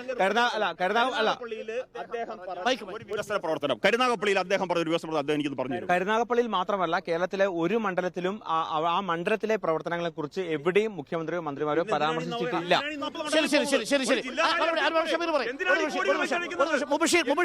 മുബഷീർ എവിടെയാണ് കവർ ചെയ്തത്? മുബഷീർ എവിടെയാണ് കവർ ചെയ്തത്? കുണ്ടറ നിയോജക മണ്ഡലത്തിലാണ് ഞാൻ കവർ ചെയ്തത്. ഒരു നിമിഷം കുണ്ടറ നിയോജക മണ്ഡലത്തിലെ നവകേരള സദസ്സായിരുന്നു റിപ്പോർട്ട് ചെയ്തത്. മറ്റു മണ്ഡലങ്ങളെ അപേക്ഷിച്ച് പങ്കാളിത്തം ഉണ്ടായിരുന്നെങ്കിലും സദസ്സും വേദിയും അത്രത്തോളം പ്രൗഢി നിറഞ്ഞതായിരുന്നില്ല. ചെറിയ സദസ്സും വേദിയുമായിരുന്നു. അതുകൊണ്ട് തന്നെ വലിയൊരു ജനത്തിരക്ക് കാണപ്പെട്ടു. കമ്പാരിറ്റീവ്ലി മറ്റു മണ്ഡലങ്ങളുമായി കമ്പയർ ചെയ്ത് നോക്കുമ്പോൾ അത്തരമൊരു തിരക്ക് കാണപ്പെട്ടു. സ്വാഭാവികമായി മറ്റു മണ്ഡലങ്ങൾ സംസാരിച്ച സമാനമായ രീതിയിലുള്ള ഒരു പ്രസംഗം തന്നെയാണ് മുഖ്യമന്ത്രി കുണ്ടറ നിയോജക മണ്ഡലത്തിൽ നടത്തിയത്. UDFന്റെ മണ്ഡലമാണ്. കശുവണ്ടി തൊഴിലാളികളെ കുറിച്ചോ അവരുടെ പ്രവർത്തനങ്ങളെ കുറിച്ചോ മുഖ്യമന്ത്രി ഇല്ല, അത്തരം ഒരു പരാമർശമൊന്നും തന്നെ മുഖ്യമന്ത്രിയുടെ പ്രസംഗത്തിൽ ഉണ്ടായിട്ടില്ല. നിയോജക മണ്ഡലമാണ് കുണ്ടറ. അതെ. ഇന്ന് അദ്ദേഹം ഇവിടെ രാവിലെ നടത്തിയ വാർത്താ സമ്മേളനം നിങ്ങളുടെ റിപ്പോർട്ടർ റിപ്പോർട്ട് ചെയ്തല്ലോ, അദ്ദേഹം ഇന്ന് ഇവിടെ പറഞ്ഞത് എന്താണ്? കെ സ്മാർട്ട് എന്നൊരു പദ്ധതി 2024 ജനുവരി മാസം 1-ം തീയതി മുതൽ നമ്മുടെ തദ്ദേശ സ്വയംഭരണ സ്ഥാപനങ്ങൾ ഇംപ്ലിമെന്റ് ചെയ്യാൻ പോകുന്നു. അതിനോട് ചേർത്ത് വെച്ച് അദ്ദേഹം എന്തിനാണ് ഈ കെ സ്മാർട്ട്? നമ്മൾ ഏതെങ്കിലും പൗരന്മാർ വിവാഹ ജനന സർട്ടിഫിക്കറ്റുകൾക്ക് വേണ്ടിയിട്ടോ മരണ സർട്ടിഫിക്കറ്റുകൾക്ക് വേണ്ടി അപേക്ഷിക്കുന്ന സമയത്ത് നേരിട്ട് അപേക്ഷിക്കാനും തിരുത്തൽ വരുത്താനും ഓൺലൈൻ സംവിധാനം. അതിന്റെ കൂടെ അദ്ദേഹം പറഞ്ഞു വെക്കാണ് ഈ പദ്ധതി നടപ്പിലാക്കുന്നത്. ഞാനിത് വളരെ വിശദമായിട്ട് പറയുന്നത് ഈ നാട്ടിലെ അഴിമതി, ഈ നാട്ടിലെ സ്വജനപക്ഷപാതമില്ല. എവിടെയാണ് സാർ വിവാഹ സർട്ടിഫിക്കറ്റ് കൊടുക്കുന്നതിന് ഈ നാട്ടിലെ ഗവൺമെന്റ് ഉദ്യോഗസ്ഥരെ മുഴുവൻ അടച്ചാക്ഷേപിക്കല്? എവിടെയാണ് വിവാഹ സർട്ടിഫിക്കറ്റിന് ഇവിടെ കൈക്കൂലി വാങ്ങിക്കുന്നത്? എവിടെയാണ് ജനന സർട്ടിഫിക്കറ്റിന് കൈക്കൂലി വാങ്ങിക്കുന്നത്? ഈ കെ സ്മാർട്ട് 2024 ജനുവരി 1-ം തീയതി മുതൽ നടപ്പിലാക്കുന്നു. 2024 ഏപ്രിൽ മുതൽ ഈ നാട്ടിലെ മുഴുവൻ പഞ്ചായത്തുകളിലും വരാൻ പോകുന്നു. ഈ നാട്ടിലെ പാവപ്പെട്ട മത്സ്യത്തൊഴിലാളികളുടെ പ്രശ്നം അദ്ദേഹത്തിനില്ല. ഈ നാട്ടിലെ പാവപ്പെട്ട കശുവണ്ടി തൊഴിൽ അങ്ങനെ റിപ്പോർട്ട് ചെയ്തില്ലേ? പണ്ട് അങ്ങ് ഇവിടെ സഞ്ചരിക്കുമ്പോൾ ഇവിടെ കശുവണ്ടിയുടെ മണമാണ്, നല്ല മണം കേൾക്കുന്നു. എവിടെ ഈ കശുവണ്ടിയുടെ മണം? ഈ നാട്ടിലെ പരമ്പരാഗത വ്യവസായങ്ങൾ മുഴുവൻ തകർന്നു നടക്കുന്നു. ഈ നാട്ടിൽ ധാരാളം പ്രശ്നങ്ങളുണ്ട്. ഈ ജനകീയ പ്രശ്നങ്ങൾ ഒന്നും തന്നെ ചർച്ചയാകുന്നില്ല. ഞാൻ പെൻഷനും മറ്റും പറയില്ല. ഈ കൊല്ലത്തിന് ആവശ്യമുള്ള 100 വികസനങ്ങളുണ്ട്. 10 MLA കൊടുത്തില്ലേ ഈ കൊല്ലം ജില്ല? എന്തിനീ അവഗണന ഈ ജില്ലയോട്? മറുപടി കൂടെ കൊടുത്തതിന് ശേഷം ഞാൻ വരാം. ഈ കൊല്ലത്തെ സംബന്ധിച്ചൊന്നും സംസാരിച്ചില്ല എന്ന് പറയുന്നത് തികച്ചും അടിസ്ഥാനരഹിതമാണ്. നിങ്ങളുടെ റിപ്പോർട്ടർമാർ ഈ കാര്യങ്ങൾ റിപ്പോർട്ട് ചെയ്തിട്ടുണ്ട്. ഇന്നത്തെ പത്രസമ്മേളനത്തിൽ കശുവണ്ടി മേഖലയുമായി ബന്ധപ്പെട്ട വിഷയങ്ങൾ വളരെ വിശദമായി മുഖ്യമന്ത്രി പറയുന്ന ഒരു സാഹചര്യം ഉണ്ടായിട്ടുണ്ട്. അത് നിങ്ങളുടെ റിപ്പോർട്ടർമാർ ഇവിടെ സൂചിപ്പിച്ചിട്ടില്ല. ഈ കശുവണ്ടി മേഖലയുമായി ബന്ധപ്പെട്ട് ഈ കഴിഞ്ഞ ആഴ്ചയാണ് കശുവണ്ടി മേഖലയിലെ വേതന വർധനവ് നടപ്പിലാക്കിയത്. പിന്നെ കൊല്ലത്തെ ഞാൻ പറഞ്ഞോട്ടെ സുഹൃത്തെ, ഈ കൊല്ലത്തെ കശുവണ്ടി മേഖലയിൽ ഒരു പ്രതിസന്ധി നിലനിൽക്കുന്നുണ്ട്. പക്ഷെ ആ പ്രതിസന്ധി എങ്ങനെയാണ് രൂപപ്പെട്ടത് എന്ന് നിങ്ങൾ മനസ്സിലാക്കണം. കൊല്ലത്തെ വൻകിട കശുവണ്ടി മുതലാളിമാർക്ക് വേണ്ടി ഈ BJPയും കോൺഗ്രസ് അല്ലെങ്കിൽ UDFന്റെ MP നടത്തിയ കള്ളക്കളിയുടെ ഭാഗമായിട്ടാണ് കേരളത്തിലെ പറഞ്ഞോട്ടെ സുഹൃത്തെ, എന്തിന് ഇത്ര അസഹിഷ്ണുത? ഞാനൊന്ന് പറഞ്ഞോട്ടെ. ചിലപ്പം നോവും സത്യങ്ങൾ കേൾക്കുമ്പോൾ നോവും. അതുകൊണ്ടാണ് ഇങ്ങനെ അല്ല, ഞാനത് പറഞ്ഞു പൂർത്തീകരിച്ചോട്ടെ. ഞാൻ വളരെ സമാധാനമായി അത് പറഞ്ഞോട്ടെ. എങ്ങനെയാണ്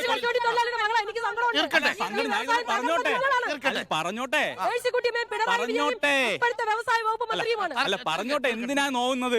BJPയും കൊല്ലത്തെ UDFന്റെ MPയും ചേർന്നാണ്ട് ഈ കശുവണ്ടി മേഖലയെ പ്രതിസന്ധിയിലേക്ക് നയിച്ചത്. എങ്ങനെയാണ് പ്രതിസന്ധിയിലേക്ക് നയിച്ചത്? പറയട്ടെ സുഹൃത്തുക്കളെ, ഞാൻ പറഞ്ഞു തീർന്നില്ലല്ലോ. ഈ നമുക്കെല്ലാവർക്കും അറിയാം, ഈ സംസ്ഥാനത്തെ കശുവണ്ടി മേഖലയെ ആശ്രയിക്കുന്നത് വിദേശ രാജ്യങ്ങളിൽ നിന്നുള്ള കശുവണ്ടിയാണ്. ആ കശുവണ്ടിക്ക് ഇറക്കുമതി തീരുവ അത് 12.5% ഇറക്കുമതി തീരുവ ചുമത്തിയത് ഒന്നാം മോഡി സർക്കാരാണ്. അതിനുവേണ്ടി നേരിട്ട് ഇടപെട്ടത്. എന്താ ചെയ്ത്? ഇറക്കുമതി തീരുവ എന്നത് നിലവിലുണ്ടായിരുന്നില്ല.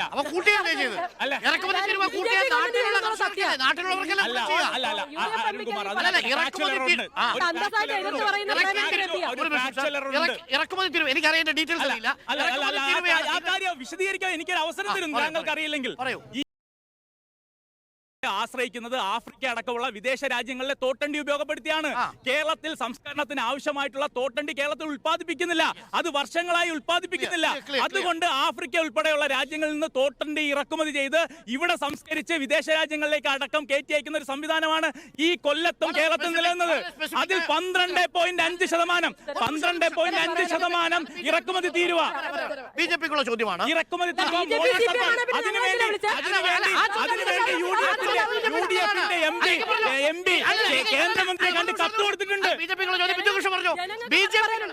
ചോദ്യം ബിന്ദുകൃഷ്ണ പറഞ്ഞു. ഇറക്കുമതി തീരുവ വർദ്ധിപ്പിച്ചത് ശരിയാണോ?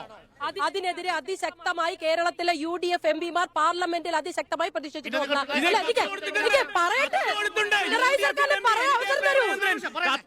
കേന്ദ്ര സർക്കാർ ഇറക്കുമതി ഈ പിണറായി സർക്കാർ അധികാരത്തിൽ വന്നതിന് ശേഷം ഒരു കാഷ്യൂ ബോർഡ് ഉണ്ടാക്കി മാരപാണ്ഡ്യൻ എന്ന് പറഞ്ഞ ഒരാളെയും വെച്ചിട്ട് എന്താ പറയാ യാതൊരു ടെൻഡർ ക്ഷണിക്കാതെ ഇഷ്ടക്കാർക്ക് കശുവണ്ടി ഇറക്കുമതി ചെയ്യാൻ അവസരം കൊടുത്ത് കോടികൾ നഷ്ടത്തിലാക്കി കൊണ്ടുവന്ന് കേരളത്തിലെ പ്രത്യേകിച്ച് കൊല്ലം ജില്ലയിലെ കശുവണ്ടി വ്യവസായത്തെ തകർത്തത് ഒന്നാമത്തെ പ്രതി CPM, രണ്ടാമത്തെ പ്രതി ഈ പറഞ്ഞതുപോലെ ഇറക്കുമതി തീരുവ കൂട്ടിയ കേന്ദ്ര ഗവൺമെന്റ്. അതിന് UDF-ന്റെ MP ആയ പ്രേമചന്ദ്രൻ ഇറക്കുമതി തീരുവ കൂട്ടാൻ ആവശ്യപ്പെട്ടിട്ടുണ്ടോ? ഒരിക്കലും തൊഴിലാളി പക്ഷത്തല്ലാതെ നിന്നിട്ടില്ല എന്ന് കൃത്യമായ അല്ലല്ല, ഇത് വളരെ നമ്മൾ കൊല്ലത്ത് വെച്ച് ചർച്ച ചെയ്യുന്നു. ഇറക്കുമതി തീരുവ കൂട്ടാൻ UDF-ന്റെ MP ആയ NK പ്രേമചന്ദ്രൻ കത്ത് കൊടുത്തിട്ടുണ്ട്. എനിക്ക് കൃത്യമായി അറിയുന്നത് കശുവണ്ടി തൊഴിലാളികളുടെ അദ്ദേഹം ഒന്ന് നിർത്ത്. ഒരിക്കലും തൊഴിലാളി വിരുദ്ധമായ ഒരു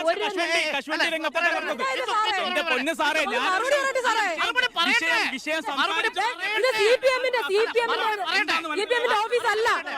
വളരെ പ്രധാനപ്പെട്ട കാര്യമാണ്. കൊല്ലത്തിന്റെ പ്രിയപ്പെട്ട MP ശ്രീ NK പ്രേമചന്ദ്രൻ കൊല്ലത്തെ കശുവണ്ടി തൊഴിലാളികൾക്ക് വേണ്ടി നിരവധി തവണ തൊഴിലാളി അവകാശങ്ങൾക്ക് പാർലമെന്റിൽ സംസാരിച്ചിട്ടുണ്ട്, കത്ത് കൊടുത്തിട്ടുണ്ട്.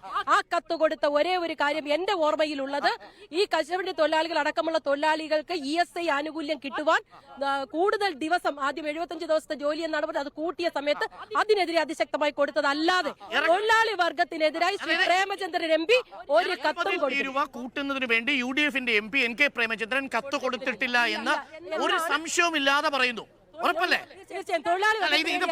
പ്രേക്ഷകരും കേരളത്തിലെ ഏറ്റെടുക്കുന്ന വിഷയമാണ്. ഉറപ്പാണല്ലോ. അപ്പൊ ബിന്ദു കൃഷ്ണ ഉറപ്പോടുകൂടി പറയുന്നു. ഇനി രണ്ടാമത്തെ കാര്യം, ഇനി കാഷ്യൂ കശുവണ്ടി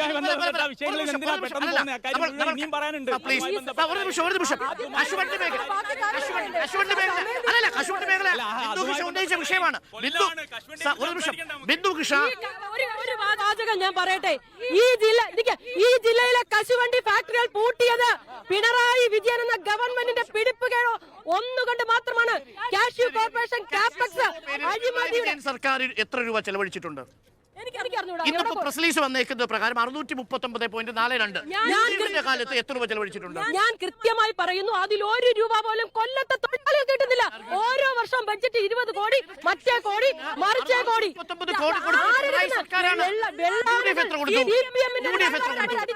കാഷ്യൂ ബോർഡ് UDF-ന്റെ കാലത്തുണ്ടായിരുന്നു. കശുവണ്ടി ബോർഡ് UDF-ന്റെ കാലത്തുണ്ടായിരുന്നു സർ. കശുവണ്ടി ബോർഡ് UDF-ന്റെ കാലത്തുണ്ടായിരുന്നു. കൊല്ലത്തെ കശുവണ്ടി ഫാക്ടറികൾ അടഞ്ഞു കിടക്കുന്നു. കാഷ്യൂ കോർപ്പറേഷന്റേത്, കാപെക്സിന്റേത്, സ്വകാര്യ മുതലാളിമാരുടേത്. അതുകൊണ്ട് തൊഴിലാളികൾക്ക് പണിയില്ല, തൊഴിലാളികൾ പട്ടിണിയിലാണ്. ഇടത്തര കശുവണ്ടി വ്യവസായികൾ ആത്മഹത്യ ചെയ്യുന്നു. ഈ പ്രശ്നത്തിന് പരിഹാരം കാണുവാൻ പിണറായി സർക്കാർ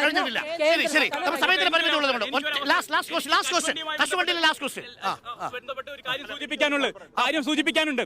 കഴിഞ്ഞ UDF സർക്കാരിന്റെ കാലത്ത് കാഷ്യൂ കോർപ്പറേഷന്റെ, കാപെക്സിന്റെ ഫാക്ടറികൾ പൂർണ്ണമായി അടഞ്ഞിടക്കുന്ന സാഹചര്യം ഉണ്ടായിരുന്നു. പിണറായി സർക്കാർ അധികാരത്തിൽ വന്നതിന് ശേഷം 200 ദിവസത്തോളം 2016 മുമ്പ് അടഞ്ഞു കിടന്നോ? ഇതിനെ ഞാൻ ഉറപ്പിച്ചു പറയുന്നു, ഫാക്ടറികളിലാണ് ആ ചെറുകിട ഫാക്ടറികളെ തകർത്തത്. ഇറക്കുമതി തീരുവ വർദ്ധിപ്പിച്ചതിന്റെ നമ്മൾ ആരോ പറയുന്ന കള്ളം കേട്ട് സഹിച്ചു പോവാണ് ഇപ്പോൾ. എനിക്ക് നിങ്ങളുടെ ഈ നുണ കേട്ടോണ്ടിരിക്കാൻ പറ്റില്ല. ആരോ എന്തായാലും ഇറക്കുമതി തീരുവ അല്ലാതെ വളരെ പ്രധാനപ്പെട്ട കാര്യമാണ് ഇറക്കുമതി. ഒരു നിമിഷം എന്ന് പറഞ്ഞു. സന്തോഷം പറഞ്ഞിട്ട് പറയാം. ഞങ്ങളെ ഈ റോഡ് ഉണ്ടല്ലോ, ഈ റോഡ് ബീച്ചിന്റെ സൈഡിലെ റോഡ് ഒരു കേക്ക് കശുവണ്ടി ഫാക്ടറി തുറക്കണോ? തീരുമാനം ആർക്ക് കേൾക്കണം? കശുവണ്ടി ഫാക്ടറി അല്ലല്ല, കശുവണ്ടി ഫാക്ടറി തുറക്കാത്ത നിങ്ങൾ ഒരു തീരുമാനം ഞാൻ കേൾക്കണ്ട.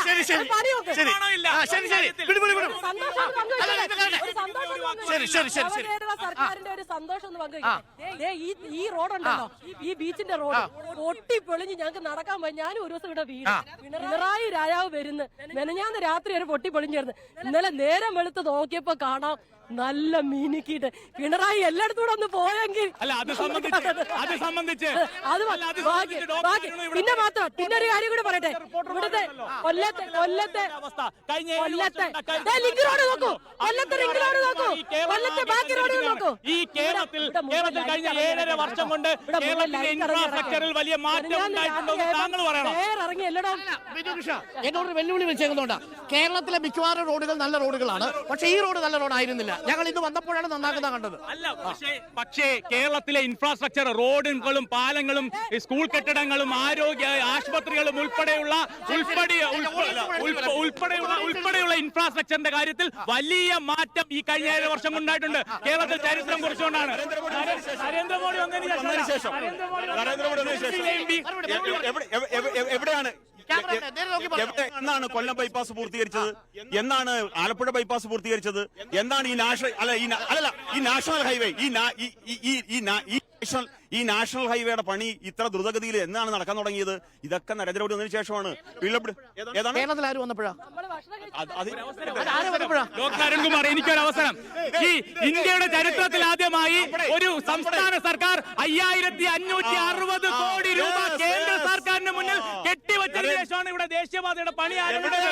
ദേശീയപാത അതോറിറ്റി അവരുടെ ഓഫീസ് പൂട്ടി ഡൽഹിക്ക് മടങ്ങിയപ്പോൾ കേരളത്തിൽ ഇച്ഛാശക്തിയുള്ള ഒരു പ്രധാനമന്ത്രി നിതിൻ ഗഡ്കരി പറയുന്നുണ്ട്. പറഞ്ഞാട്ടെ, എന്താ പ്രതികരണം നവകേരള സദസ്സിനെ കുറിച്ച്, ഈ യാത്രയെ കുറിച്ച് വളരെ പെട്ടെന്ന് പറഞ്ഞേ. ഇവിടെ ഓരോരുത്തരും ചോദിക്കുകയുണ്ടായി. ഫസ്റ്റ് ചോദിച്ച മിസ്റ്റർ ഷബീർ, എന്തിനാണ് നിങ്ങൾ ഇന്ന് പ്രതിഷേധിച്ചത്? അത് ആദ്യത്തെ ഒരു ഉത്തരം പറയുകയാണെങ്കിൽ, ഇന്ന് ഒരു ഏകദേശം ഒരു കറക്റ്റ് 12 മണിക്കൂർ റിവേഴ്സ് ചെയ്താൽ മതി താങ്കളുടെ കോഫി വിത്ത് അരുൺ. അതിൽ രാവിലെ എന്താണ് നടന്നത്? മിനിസ്റ്ററോടാണ് ചോദ്യം. ഈ രക്ഷാപ്രവർത്തനം, ജീവൻ രക്ഷാപ്രവർത്തനം നിങ്ങൾ ഇനിയും ആവർത്തിക്കുമോ? ആ പുള്ളി ഞാൻ കണ്ടിരിക്കുകയാണ്, നിങ്ങൾ 4-5 തവണ ആ ചോദ്യം ആവർത്തിച്ചു. പുള്ളി പറയുന്നത് അത് SFI DYFI പണ്ട് കാലം മുതലേ തുടർന്ന് വരുന്ന ഒരു പ്രക്രിയയാണ് ജനങ്ങളെ രക്ഷപ്പെടുത്താൻ, ആപത്തിൽപ്പെടാതെ. അല്ല, അവസാനം നിങ്ങൾ വീണ്ടും തറപ്പിച്ച് ചോദിച്ചു, ഇനിയും നിങ്ങൾ തുടരുമോ? അപ്പൊ ഈ മന്ത്രി പറയുകയാണ് തുടർന്നിരിക്കും. ഇത് കണ്ടിരിക്കുന്ന ഏതൊരു അമ്മയും പെപ്പർ സ്പ്രേയും കൊടുത്ത് മക്കളെ വിട്ടില്ലെങ്കിൽ മാത്രമേ അത്ഭുതമുള്ളൂ. അതാണ് മറുപടി. ഷബീർ, കേരളത്തിലെ ഞങ്ങളെ യൂത്ത് കോൺഗ്രസ് പ്രവർത്തകർ അങ്ങറ്റം മുതൽ ഇങ്ങറ്റം വരെ കിടന്ന് അടി കൊള്ളുമ്പം ഒരിടത്തെങ്കിലും ചേട്ടാ ഞങ്ങൾക്ക് പ്രതികരിക്കണ്ടേ? പ്രതികരിച്ചല്ലേ പറ്റൂ, അല്ലാതെ ഞങ്ങൾ എങ്ങനെ ധൈര്യത്തിൽ അടങ്ങി ക്ഷമ കെട്ടിട്ട് തന്നെയാണ് നമ്മൾ ചെയ്തത്. ഞങ്ങള് പിണറായി വിജയനെ അടിക്കാനോ പിണറായി വിജയന്റെ നേരെ ബോംബെറിയാനോ ഒന്നിനും അല്ല പോകുന്നത്. ഞങ്ങളൊരു കാര്യം ഷൂ എറിഞ്ഞ് ഇതൊക്കെ കാണുമ്പോ പിന്നെങ്ങനെ അറിയാതിരിക്കും? ഷൂ നമുക്ക് ഉപയോഗപ്രദമായ ഒരു കാര്യമാണ്. നമ്മുടെ മാങ്കൂട്ടിൽ പറഞ്ഞ കണക്ക് മാങ്കൂട്ടത്തിൽ പറഞ്ഞ കണക്ക് നമുക്ക് ഉപയോഗപ്രദമായ ഒരു കാര്യമാണ്. അതെടുത്തെറിയേണ്ട കാര്യമില്ല. ശരി, എന്താണ് അഭിപ്രായം നവകേരള സദസ്സിനെ കുറിച്ച്? നവകേരള സദസ്സിനെ കുറിച്ച് വളരെ കറുത്ത വസ്ത്രത്തിന്റെ പ്രതിഷേധമല്ലല്ലോ ഇന്നിപ്പോ പ്രതിഷേധമായിട്ട് തന്നെ പ്രതിഷേധമാണ്, സ്ഥിരമാണ്. എങ്കിലും ഇന്നിത് പ്രതിഷേധമായിട്ട് തന്നെയാണ്. എന്താ പ്രതിഷേധം നവകേരള സദസ്സിനോട് ഇത്ര? ഈ കാണിക്കുന്ന അഴിമതിയിൽ നിന്നും എന്തെങ്കിലും എല്ലാ അഴിമതി തന്നെ. അഴിമതി എന്ന് പറഞ്ഞാൽ ജീവിക്കാൻ കണ്ടില്ലേ എന്തുണ്ട് ഈ നാട്ടില് ജീവിക്കുന്നേ? പെൻഷൻ കിട്ടുന്നില്ല. പെൻഷൻ അഴിമതികളല്ലേ നടത്തുന്നത്. പെട്രോളിന് വില കൂടി, ഗ്യാസിന് വില കൂടി. ആരാ കൂട്ടിയെന്ന് പറയാനുണ്ട്? കേന്ദ്രം കൂട്ടിയെങ്കിലും ആ കറുത്ത വസ്ത്രം ഇട്ട് തന്നെ ഞങ്ങൾ പ്രതിഷേധിച്ച. കറുത്ത വസ്ത്രം കാണുമ്പോഴെല്ലാം അങ്ങനെയാണോ? അല്ലല്ല. പറഞ്ഞോ, എന്താണ് സർക്കാർ നവകേരള സദസ്സിനെ കുറിച്ച് അഭിപ്രായം? നവകേരള സദസ് എന്ന് പറയുന്നത് നമ്മുടെ കേരള സർക്കാരിന്റെ എന്തിനു വേണ്ടിയിട്ടാണ് ഈ നവകേരള സദസ് നടത്തുന്നത്? എന്താണ് ജനങ്ങൾക്ക് പ്രയോജനം ഈ നവകേരള സദസ്? പഞ്ചായത്തുകളിൽ 25% ഫണ്ടേ കിട്ടിയിട്ടുള്ളൂ. പെൻഷൻ കിട്ടുന്നില്ല. പെൻഷൻ ഇപ്പൊ ഇനി 5 മാസത്തെ കിട്ടാണ്ട്. ലൈഫ് പദ്ധതി പാതി വഴിയിൽ വീടെല്ലാം പൊളിച്ചിട്ട് ജനങ്ങൾ ഇങ്ങനെ കാതോർത്ത് ഇങ്ങനെ ഇരിക്കുക. മഴയാവുമ്പോഴത്തേക്ക് ഇനി എന്ത് ചെയ്യും? പ്ലാസ്റ്റിക് അടിച്ച് വീടുകൾ കെട്ടേണ്ടി വരും. അങ്ങനെ ഓരോ മേഖലകളിലും പ്രശ്നങ്ങളാണ്. ആ പ്രശ്നത്തിനിടയ്ക്ക് നവകേരള സദസ് വേണ്ടായിരുന്നു എന്നാണ് അഭിപ്രായം. അതെ. ഇന്ന് ചോപ്പ് പൊടി കെട്ടണം, എങ്കിലേ സഹായങ്ങൾ കിട്ടത്തുള്ളൂ. ഇനി സഹായം കിട്ടണമെങ്കിൽ ചോപ്പ് പൊടി കെട്ടണം എന്ന അവസ്ഥയാണ്. സാധാരണക്കാരുടെ ഗുണം കാണും. പ്രതിഷേധം എന്ന് പറഞ്ഞാല് ഞാൻ ഇന്ന് ഈ പ്രതിഷേധത്തിന്റെ ഭാഗമായിട്ട് എടുത്തിട്ടതാണ്. കരുതൽ തടങ്കലുമായി ബന്ധപ്പെട്ട് നമ്മളെ പോലീസ് അറസ്റ്റ് ചെയ്യുമെന്ന് പേടിച്ച് ഞാൻ ഒളിച്ചിരിക്കേണ്ട ഒരു സാഹചര്യം വരെ ഇന്നുണ്ടായി. കറുത്ത ഡ്രസ് ഇട്ട് റോഡിൽ ഇറങ്ങിയാൽ പോലീസ് എവിടെ കണ്ടാലും എടുത്തോണ്ട് പോകും. ഒന്ന്. രണ്ടാമത്തെ കാര്യം, നമ്മൾ റോഡിൽ കയ്യിലൊരു കറുത്ത തുണിയുമായിട്ട് റോഡിലോട്ട് ഇറങ്ങിയാൽ പോലീസോ അതല്ലെങ്കിൽ ഗൺമാനോ അതല്ലെങ്കിൽ മുഖ്യമന്ത്രിയുടെ സുരക്ഷാ ഉദ്യോഗസ്ഥരോ അല്ല നമ്മളെ നീക്കം ചെയ്യുന്നതും നമ്മളെ പിടിച്ചു മാറ്റാൻ വരുന്നത്, ആക്രമിക്കുന്നതും. അതിന് പകരം ഡിവൈഎഫ്ഐക്കാരെ കയ്യിൽ ലാത്തിയും കൊടുത്ത് വിട്ടിരിക്കുക. താങ്കളുടെ കയ്യിൽ പെപ്പർ സ്പ്രേ ഉണ്ടായിരുന്നു? എന്റെ കയ്യിൽ പെപ്പർ സ്പ്രേ ഒന്നുമില്ല. എന്റെ കയ്യിൽ ആകെയുള്ള 2 കൈയാ. 2 കൈയേ ഉള്ളൂ. ഓക്കെ, പറഞ്ഞോ. അതാ നമ്മുടെ കേന്ദ്ര സർക്കാരിന്റെ പദ്ധതികളുണ്ടാണ് ഇവിടുത്തെ റെയിൽവേ സ്റ്റേഷൻ പണിഞ്ഞത്. ഇത് സ്വപ്നം കാണാൻ പറ്റുമോ നമുക്ക്? കാരണം എന്തുകൊണ്ട് സ്വപ്നം കാണാൻ പറ്റും? ഇത് നരേന്ദ്രമോദിജിയുടെ ഇച്ഛാശക്തിയിൽ പണിതാണ് എല്ലാം ഉണ്ടാവുന്നത്. അതുകൂടാതെ ഇവിടുത്തെ നമ്മുടെ ഹൈവേ തന്നെ നരേന്ദ്രമോദിയുടെ ഇച്ഛാശക്തിയിലാണ് ഇതെല്ലാം പണിയുന്നത്. ഇവിടുത്തെ ജനങ്ങൾ വെറുതെ ആൾക്കാരെ പറ്റിക്കാൻ വേണ്ടി NK പ്രേമചന്ദ്രൻ വോട്ട് ചെയ്തിട്ട് എന്തോന്നറിയോ, ജനങ്ങളെ പറ്റിക്കും. ഇത് NK പ്രേമചന്ദ്രൻ ചെയ്തെന്ന് പറയും. എന്നിട്ട് മറ്റൊരു എന്ന് പറയും ഞങ്ങളാ ഇത് ചെയ്തെന്ന്. ഇത് ആരും ചെയ്തതല്ല, കേന്ദ്രത്തിന്റെ. 7 വർഷമായി പിണറായി വന്നിട്ടേ നമ്മുടെ നാട്ടിൽ വെള്ളത്തിന് കരം കൂട്ടി, കറണ്ട് ബില്ല് കൂട്ടി. എത്ര വർഷത്തിന് ശേഷം? ഈ 2 വർഷത്തിന് ശേഷം, 7 വർഷത്തിനിടയ്ക്ക്. 7 വർഷത്തിനിടയ്ക്ക്, അതായത് 7 വർഷത്തിന് ശേഷമാണ് കൂട്ടിയത്. നമുക്ക് വായുവിന് മാത്രമാണ് അവർ കൂട്ടാൻ ബാക്കിയുള്ളത്. ഓക്കെ, ഇവിടെ ഒരു ചേച്ചി പറഞ്ഞു പെൻഷന്റെ ബുദ്ധിമുട്ടുകൾ പറഞ്ഞല്ലോ. ഈ പെൻഷൻ ജനങ്ങൾക്ക് അർഹതപ്പെട്ടതാണ്, അത് അവർക്ക് കിട്ടണമെന്നുള്ളത് ആ ജനങ്ങൾക്ക് തന്നെ ബോധ്യമായി വന്നത് ഇടത് സർക്കാർ അധികാരത്തിലേറിയിട്ടാ. കഴിഞ്ഞ UDF സർക്കാരിന്റെ അധികാരത്തില് 100 രൂപ പെൻഷൻ കിട്ടിയിരുന്നത്. പറയട്ടെ 100 രൂപ 500 രൂപ പെൻഷൻ ആയിരുന്നത് 100 രൂപ കൂട്ടി കഴിഞ്ഞ UDF സർക്കാർ 600 രൂപയാക്കിയിട്ട് 18 മാസം. പറയട്ടെ 18 മാസം നിങ്ങൾ മുടക്കിയിട്ടുണ്ടോ? 18 മാസം നിങ്ങൾ മുടക്കിയിട്ടുണ്ടോ? ആ 18 മാസത്തെ കുടിശ്ശിക തീർത്ത് ഇന്ന് 1600 രൂപ ജനങ്ങളുടെ കയ്യിലെത്തുന്നുണ്ട് എങ്കിൽ അത് ഇച്ഛാശക്തിയുള്ള ഒരു ഗവൺമെന്റിന്റെ ഭരണത്തിന്റെ മികവ് കൊണ്ട് മാത്രമാണ്. അതുപോലെ തന്നെ ഞാൻ ചോദിക്കട്ടെ, ഈ കേരളത്തിലെ, നമ്മുടെ കേരളത്തിലെ ഈ സ്കൂളുകളുടെ മെച്ചപ്പെട്ട സ്കൂൾ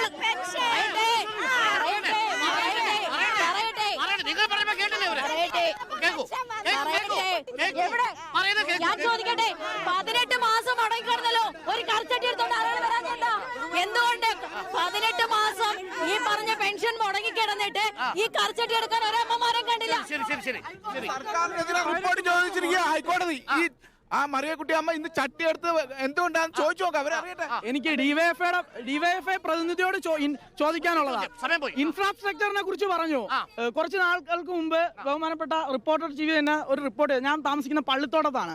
2019 2 നില കെട്ടിടം അംഗൻവാടിക്കായിട്ട് അവിടെ പണി പൂർത്തിയായി കിടപ്പുണ്ട്. ഇന്നും ചവറിന്റെ മുകളിലിരുന്നാണ് അവിടുത്തെ കുട്ടികൾ പഠിക്കുന്നത്. പിന്നെ ഈ റോഡിനെ കുറിച്ച് പറഞ്ഞു. കൊല്ലം കോർപ്പറേഷന്റെ 55 ഡിവിഷനുകൾ തുമ്പോർ മൊഴികളുണ്ട്. ഒരെണ്ണമെങ്കിലും നല്ലത് മറുപടി. ഓരോ മിനിറ്റ് വീതം 2 പേർക്ക് അതിഥികൾക്കുമുണ്ട്. ഓരോ മിനിറ്റ് വീതം. അതിൽ ഏറ്റവും പ്രധാനപ്പെട്ടത് ചോദിച്ചത് 18 മാസത്തെ പെൻഷൻ കുടിശ്ശികയുണ്ടായിരുന്നു ഉമ്മൻചാണ്ടിക്ക്. എന്നാൽ ഇപ്പോൾ 2 മാസം 3 മാസം ആകുമ്പോഴേക്കും എന്തിനാണ് നിങ്ങൾക്ക് ഹാലിളകുന്നത് എന്നതാണ് നേതാവിന്റെ ചോദ്യം. മറുപടി. പാർട്ടി ക്ലാസുകളിൽ പറയുന്ന പച്ച കള്ളങ്ങൾ പറഞ്ഞുകൊണ്ട് ജനങ്ങളെ പറ്റിക്കാമെന്ന് വിചാരിക്കേണ്ട. നവകേരള സദസ് എന്ന് പറഞ്ഞ് പിണറായി വിജയനും മന്ത്രിമാരും കൂടി നമ്മുടെ പണം ധൂർത്ത് നടത്തുമ്പോൾ സാധാരണക്കാര് ജീവിക്കാൻ ബുദ്ധിമുട്ടുകയാണ്. പെൻഷൻ ഇല്ല, കാരുണ്യ ബലവനൻ പദ്ധതിയുള്ള ചികിത്സാ പദ്ധതി മുഴുവൻ അട്ടിമറിക്കപ്പെട്ടു. എന്തിന് കഴിഞ്ഞ ആഴ്ച കൊല്ലത്ത് ജില്ലാ ആശുപത്രിയിൽ പാരസിറ്റമോൾ ഇൻഫ്യൂഷൻ കൊടുക്കാഞ്ഞിട്ട് ഞങ്ങൾ പോയി പ്രതിഷേധം ഉണ്ടാക്കേണ്ടതടക്കം. ഇന്നിപ്പോ 6 മണി കഴിഞ്ഞ് കൊല്ലം ജില്ലാ ആശുപത്രി ചെന്ന് നോക്കും, ഒരു നെഞ്ചുവേദന ഒന്നും അവിടെ എടുക്കത്തില്ല. മെഡിക്കൽ കോളേജ് പനിയോട്ട് എന്നപ്പോ മെഡിക്കൽ പാരിപ്പള്ളി മെഡിക്കൽ കോളേജ് വിടാനാ പറയുന്നത്. കേരളത്തിൽ ആരോഗ്യ രംഗത്തെ തകർത്ത് പരീക്ഷ എഴുതാത്ത ആർഷയെ പോലെയുള്ളവരെ ജയിപ്പിക്കില്ല വിദ്യാഭ്യാസ രംഗമാക്കി മാറ്റിയ കേരളത്തെ ഞാൻ ജയിലിൽ പോകൂല, ബിന്ദുകൃഷ്ണ ജയിലിൽ പോകേണ്ടി വരും ഈ പറഞ്ഞതിന്. പരീക്ഷ എഴുതാത്ത ഏത് പരീക്ഷ ജയിച്ചത് ആർഷോ? പറയുന്ന കാര്യങ്ങളൊക്കെ ഇങ്ങനെ പറയാൻ കൊള്ളാമോ? അതൊക്കെ മാറി. അങ്ങനൊന്നും അല്ല. ആ മഹാരാജാസ് കോളേജിലെ കാര്യമല്ലേ ഈ പറയുന്നത്? മഹാരാജാസ് കോളേജിൽ അധ്യാപകന് അത് എൻട്രി ചെയ്ത സമയത്ത് സംഭവിച്ചിരിക്കുന്ന സോഫ്റ്റ്വെയർ തെറ്റാണ്. അതാണ് സംഭവിച്ചത്. അല്ല മാത്രമല്ല കൂടുതൽ ആളുണ്ട്. വിഷ്ണു വിജയൻ സർട്ടിഫിക്കറ്റ് കച്ചവടം നടത്തുന്ന യൂത്ത് കോൺഗ്രസ്സുകാരുണ്ട്.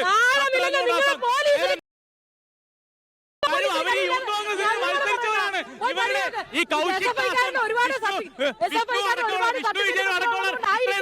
ഈ ബിന്ദു കൃഷ്ണ അടക്കം അവരെ തോളിലേറ്റ് നടന്നവരാണ്. സർട്ടിഫിക്കറ്റ് കച്ചവടം പഠിക്കാൻ സ്വന്തമായി സർട്ടിഫിക്കറ്റ് ഉപയോഗപ്പെടുത്തി വ്യാജ സർട്ടിഫിക്കറ്റ് ബിന്ദു പറഞ്ഞത് ഞങ്ങളുടെ പ്രവർത്തകരോട് വ്യാജ സർട്ടിഫിക്കറ്റ് ഉണ്ടാക്കി പിടിക്കണമെന്നാണ്. അല്ല ഇപ്പൊ പറഞ്ഞത് അടിച്ചാലുള്ള കുഴപ്പമല്ല.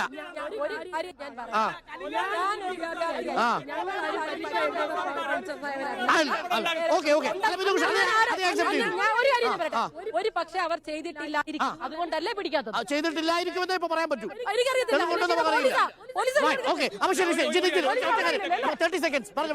ഇത് ഈ പിണറായി വിജയന്റെ വീട്ടുകാര് ഏതോ പോയി നല്ലൊരു ജോത്സ്യരെ കണ്ടിട്ടുണ്ട്. കാരണം ഇദ്ദേഹം ഈ കറുപ്പെടുത്ത സ്വാമിമാരെ കാണുന്നത് എന്തോ ഉറക്കത്തിൽ കാണുന്നുണ്ട്. അതുകൊണ്ടാണ് ഇദ്ദേഹത്തിന് ഈ കറുപ്പ് പ്രശ്നം. വേറൊരു കാര്യം, രണ്ടാമത്തെ കാര്യം, ഈ കൊല്ലം ജില്ലയിൽ തന്നെ 2 ക്ഷേത്രങ്ങൾ മൈതാനത്താണ് ഇദ്ദേഹം പരിപാടി നിശ്ചയിച്ചത്. ഏതോ ജ്യോത്സ്യം പറഞ്ഞു കൊടുത്തിട്ടുണ്ട് പരമാവധി ക്ഷേത്രങ്ങളിൽ സന്ദർശനം നടത്തി. ഒറ്റയ്ക്ക് പോകാൻ പറ്റത്തില്ലല്ലോ, പോയ വിഷയമാണല്ലോ. പരമാവധി ക്ഷേത്രങ്ങളിൽ പോയി സന്ദർശനം നടത്തി ഈ പശ്ചാത്താപം നടത്തുന്നത് എന്തോ. ഈ ദൈവത്തെയൊക്കെ കൂട്ടുപിടിച്ചാണ് അവസാനം BJP-ക്കാർ പറഞ്ഞു നിർത്തിയത്. കഴിഞ്ഞ മണ്ഡലകാലത്ത് അവിടെ പോയി സംഘർഷം ഉണ്ടാക്കാൻ പോയ BJP നേതാക്കന്മാർ ഇപ്പൊ എവിടെയാണെന്ന് പരിശോധിക്കണം. അവിടെ ഹാൻസ് ഉൾപ്പെടെ വെച്ചുകൊണ്ട് അപമാനപ്പെടുത്തിയവരാണ് ഈ BJP നേതാക്കന്മാർ. 15 സെക്കൻഡ് മാത്രം. അതായത് കൊല്ലം ബസ് സ്റ്റാൻഡ് മുതൽ തേവള്ളി വരെയുള്ള ഒരു റോഡ് പണി പൂർത്തിയാക്കിയിട്ട് വർഷം 2 ആകുന്നു. അത് തുറന്നു കൊടുക്കും. ആവലാതികൾ നവകേരള സദസ്സുമായി ബന്ധപ്പെട്ട് ഉയരുന്നുണ്ട്. അത് സർക്കാർ കാണണമെന്ന് തന്നെയാണ് നമ്മുടെയും അഭിപ്രായം. കൊല്ലത്ത് നിൽക്കുമ്പോൾ കശുവണ്ടിയുമായി ബന്ധപ്പെട്ട തൊഴിലാളികളുടെ പ്രശ്നം പരിഹരിക്കുന്നതിന് സർക്കാരിന്റെ നടപടികൾ വേണമെന്ന് തൊഴിലാളികൾ ആവശ്യപ്പെടുന്നു. പ്രശ്നത്തിന് പരിഹാരം നവകേരള സദസ്സ് കഴിയുമ്പോഴെങ്കിലും ഉണ്ടാകുമെന്ന് നമുക്ക് പ്രതീക്ഷിക്കുകയും ചെയ്യാം. എന്തായാലും കൊല്ലത്ത് വന്നപ്പോൾ യൂത്ത് കോൺഗ്രസ് വടിയെടുത്തു, കൊല്ലത്ത് വന്നപ്പോൾ DYFI പ്രവർത്തകർക്ക് അടി കിട്ടി. പക്ഷെ അടി കൊടുക്കുന്നതോ അടി വാങ്ങുന്നതോ അല്ല നവകേരള സദസ്സിന്റെ ലക്ഷ്യമെന്ന് അടി കൊടുക്കുന്നവരും മനസ്സിലാക്കണം, അടി വാങ്ങുന്നവരും മനസ്സിലാക്കണം എന്ന് മാത്രം അഭ്യർത്ഥിച്ചുകൊണ്ട് കൊല്ലത്ത് നിന്നും വിട പറയുന്നു. ഇനി ഡിബേറ്റ് വിത്ത് നികേഷ് കുമാർ കാണാം.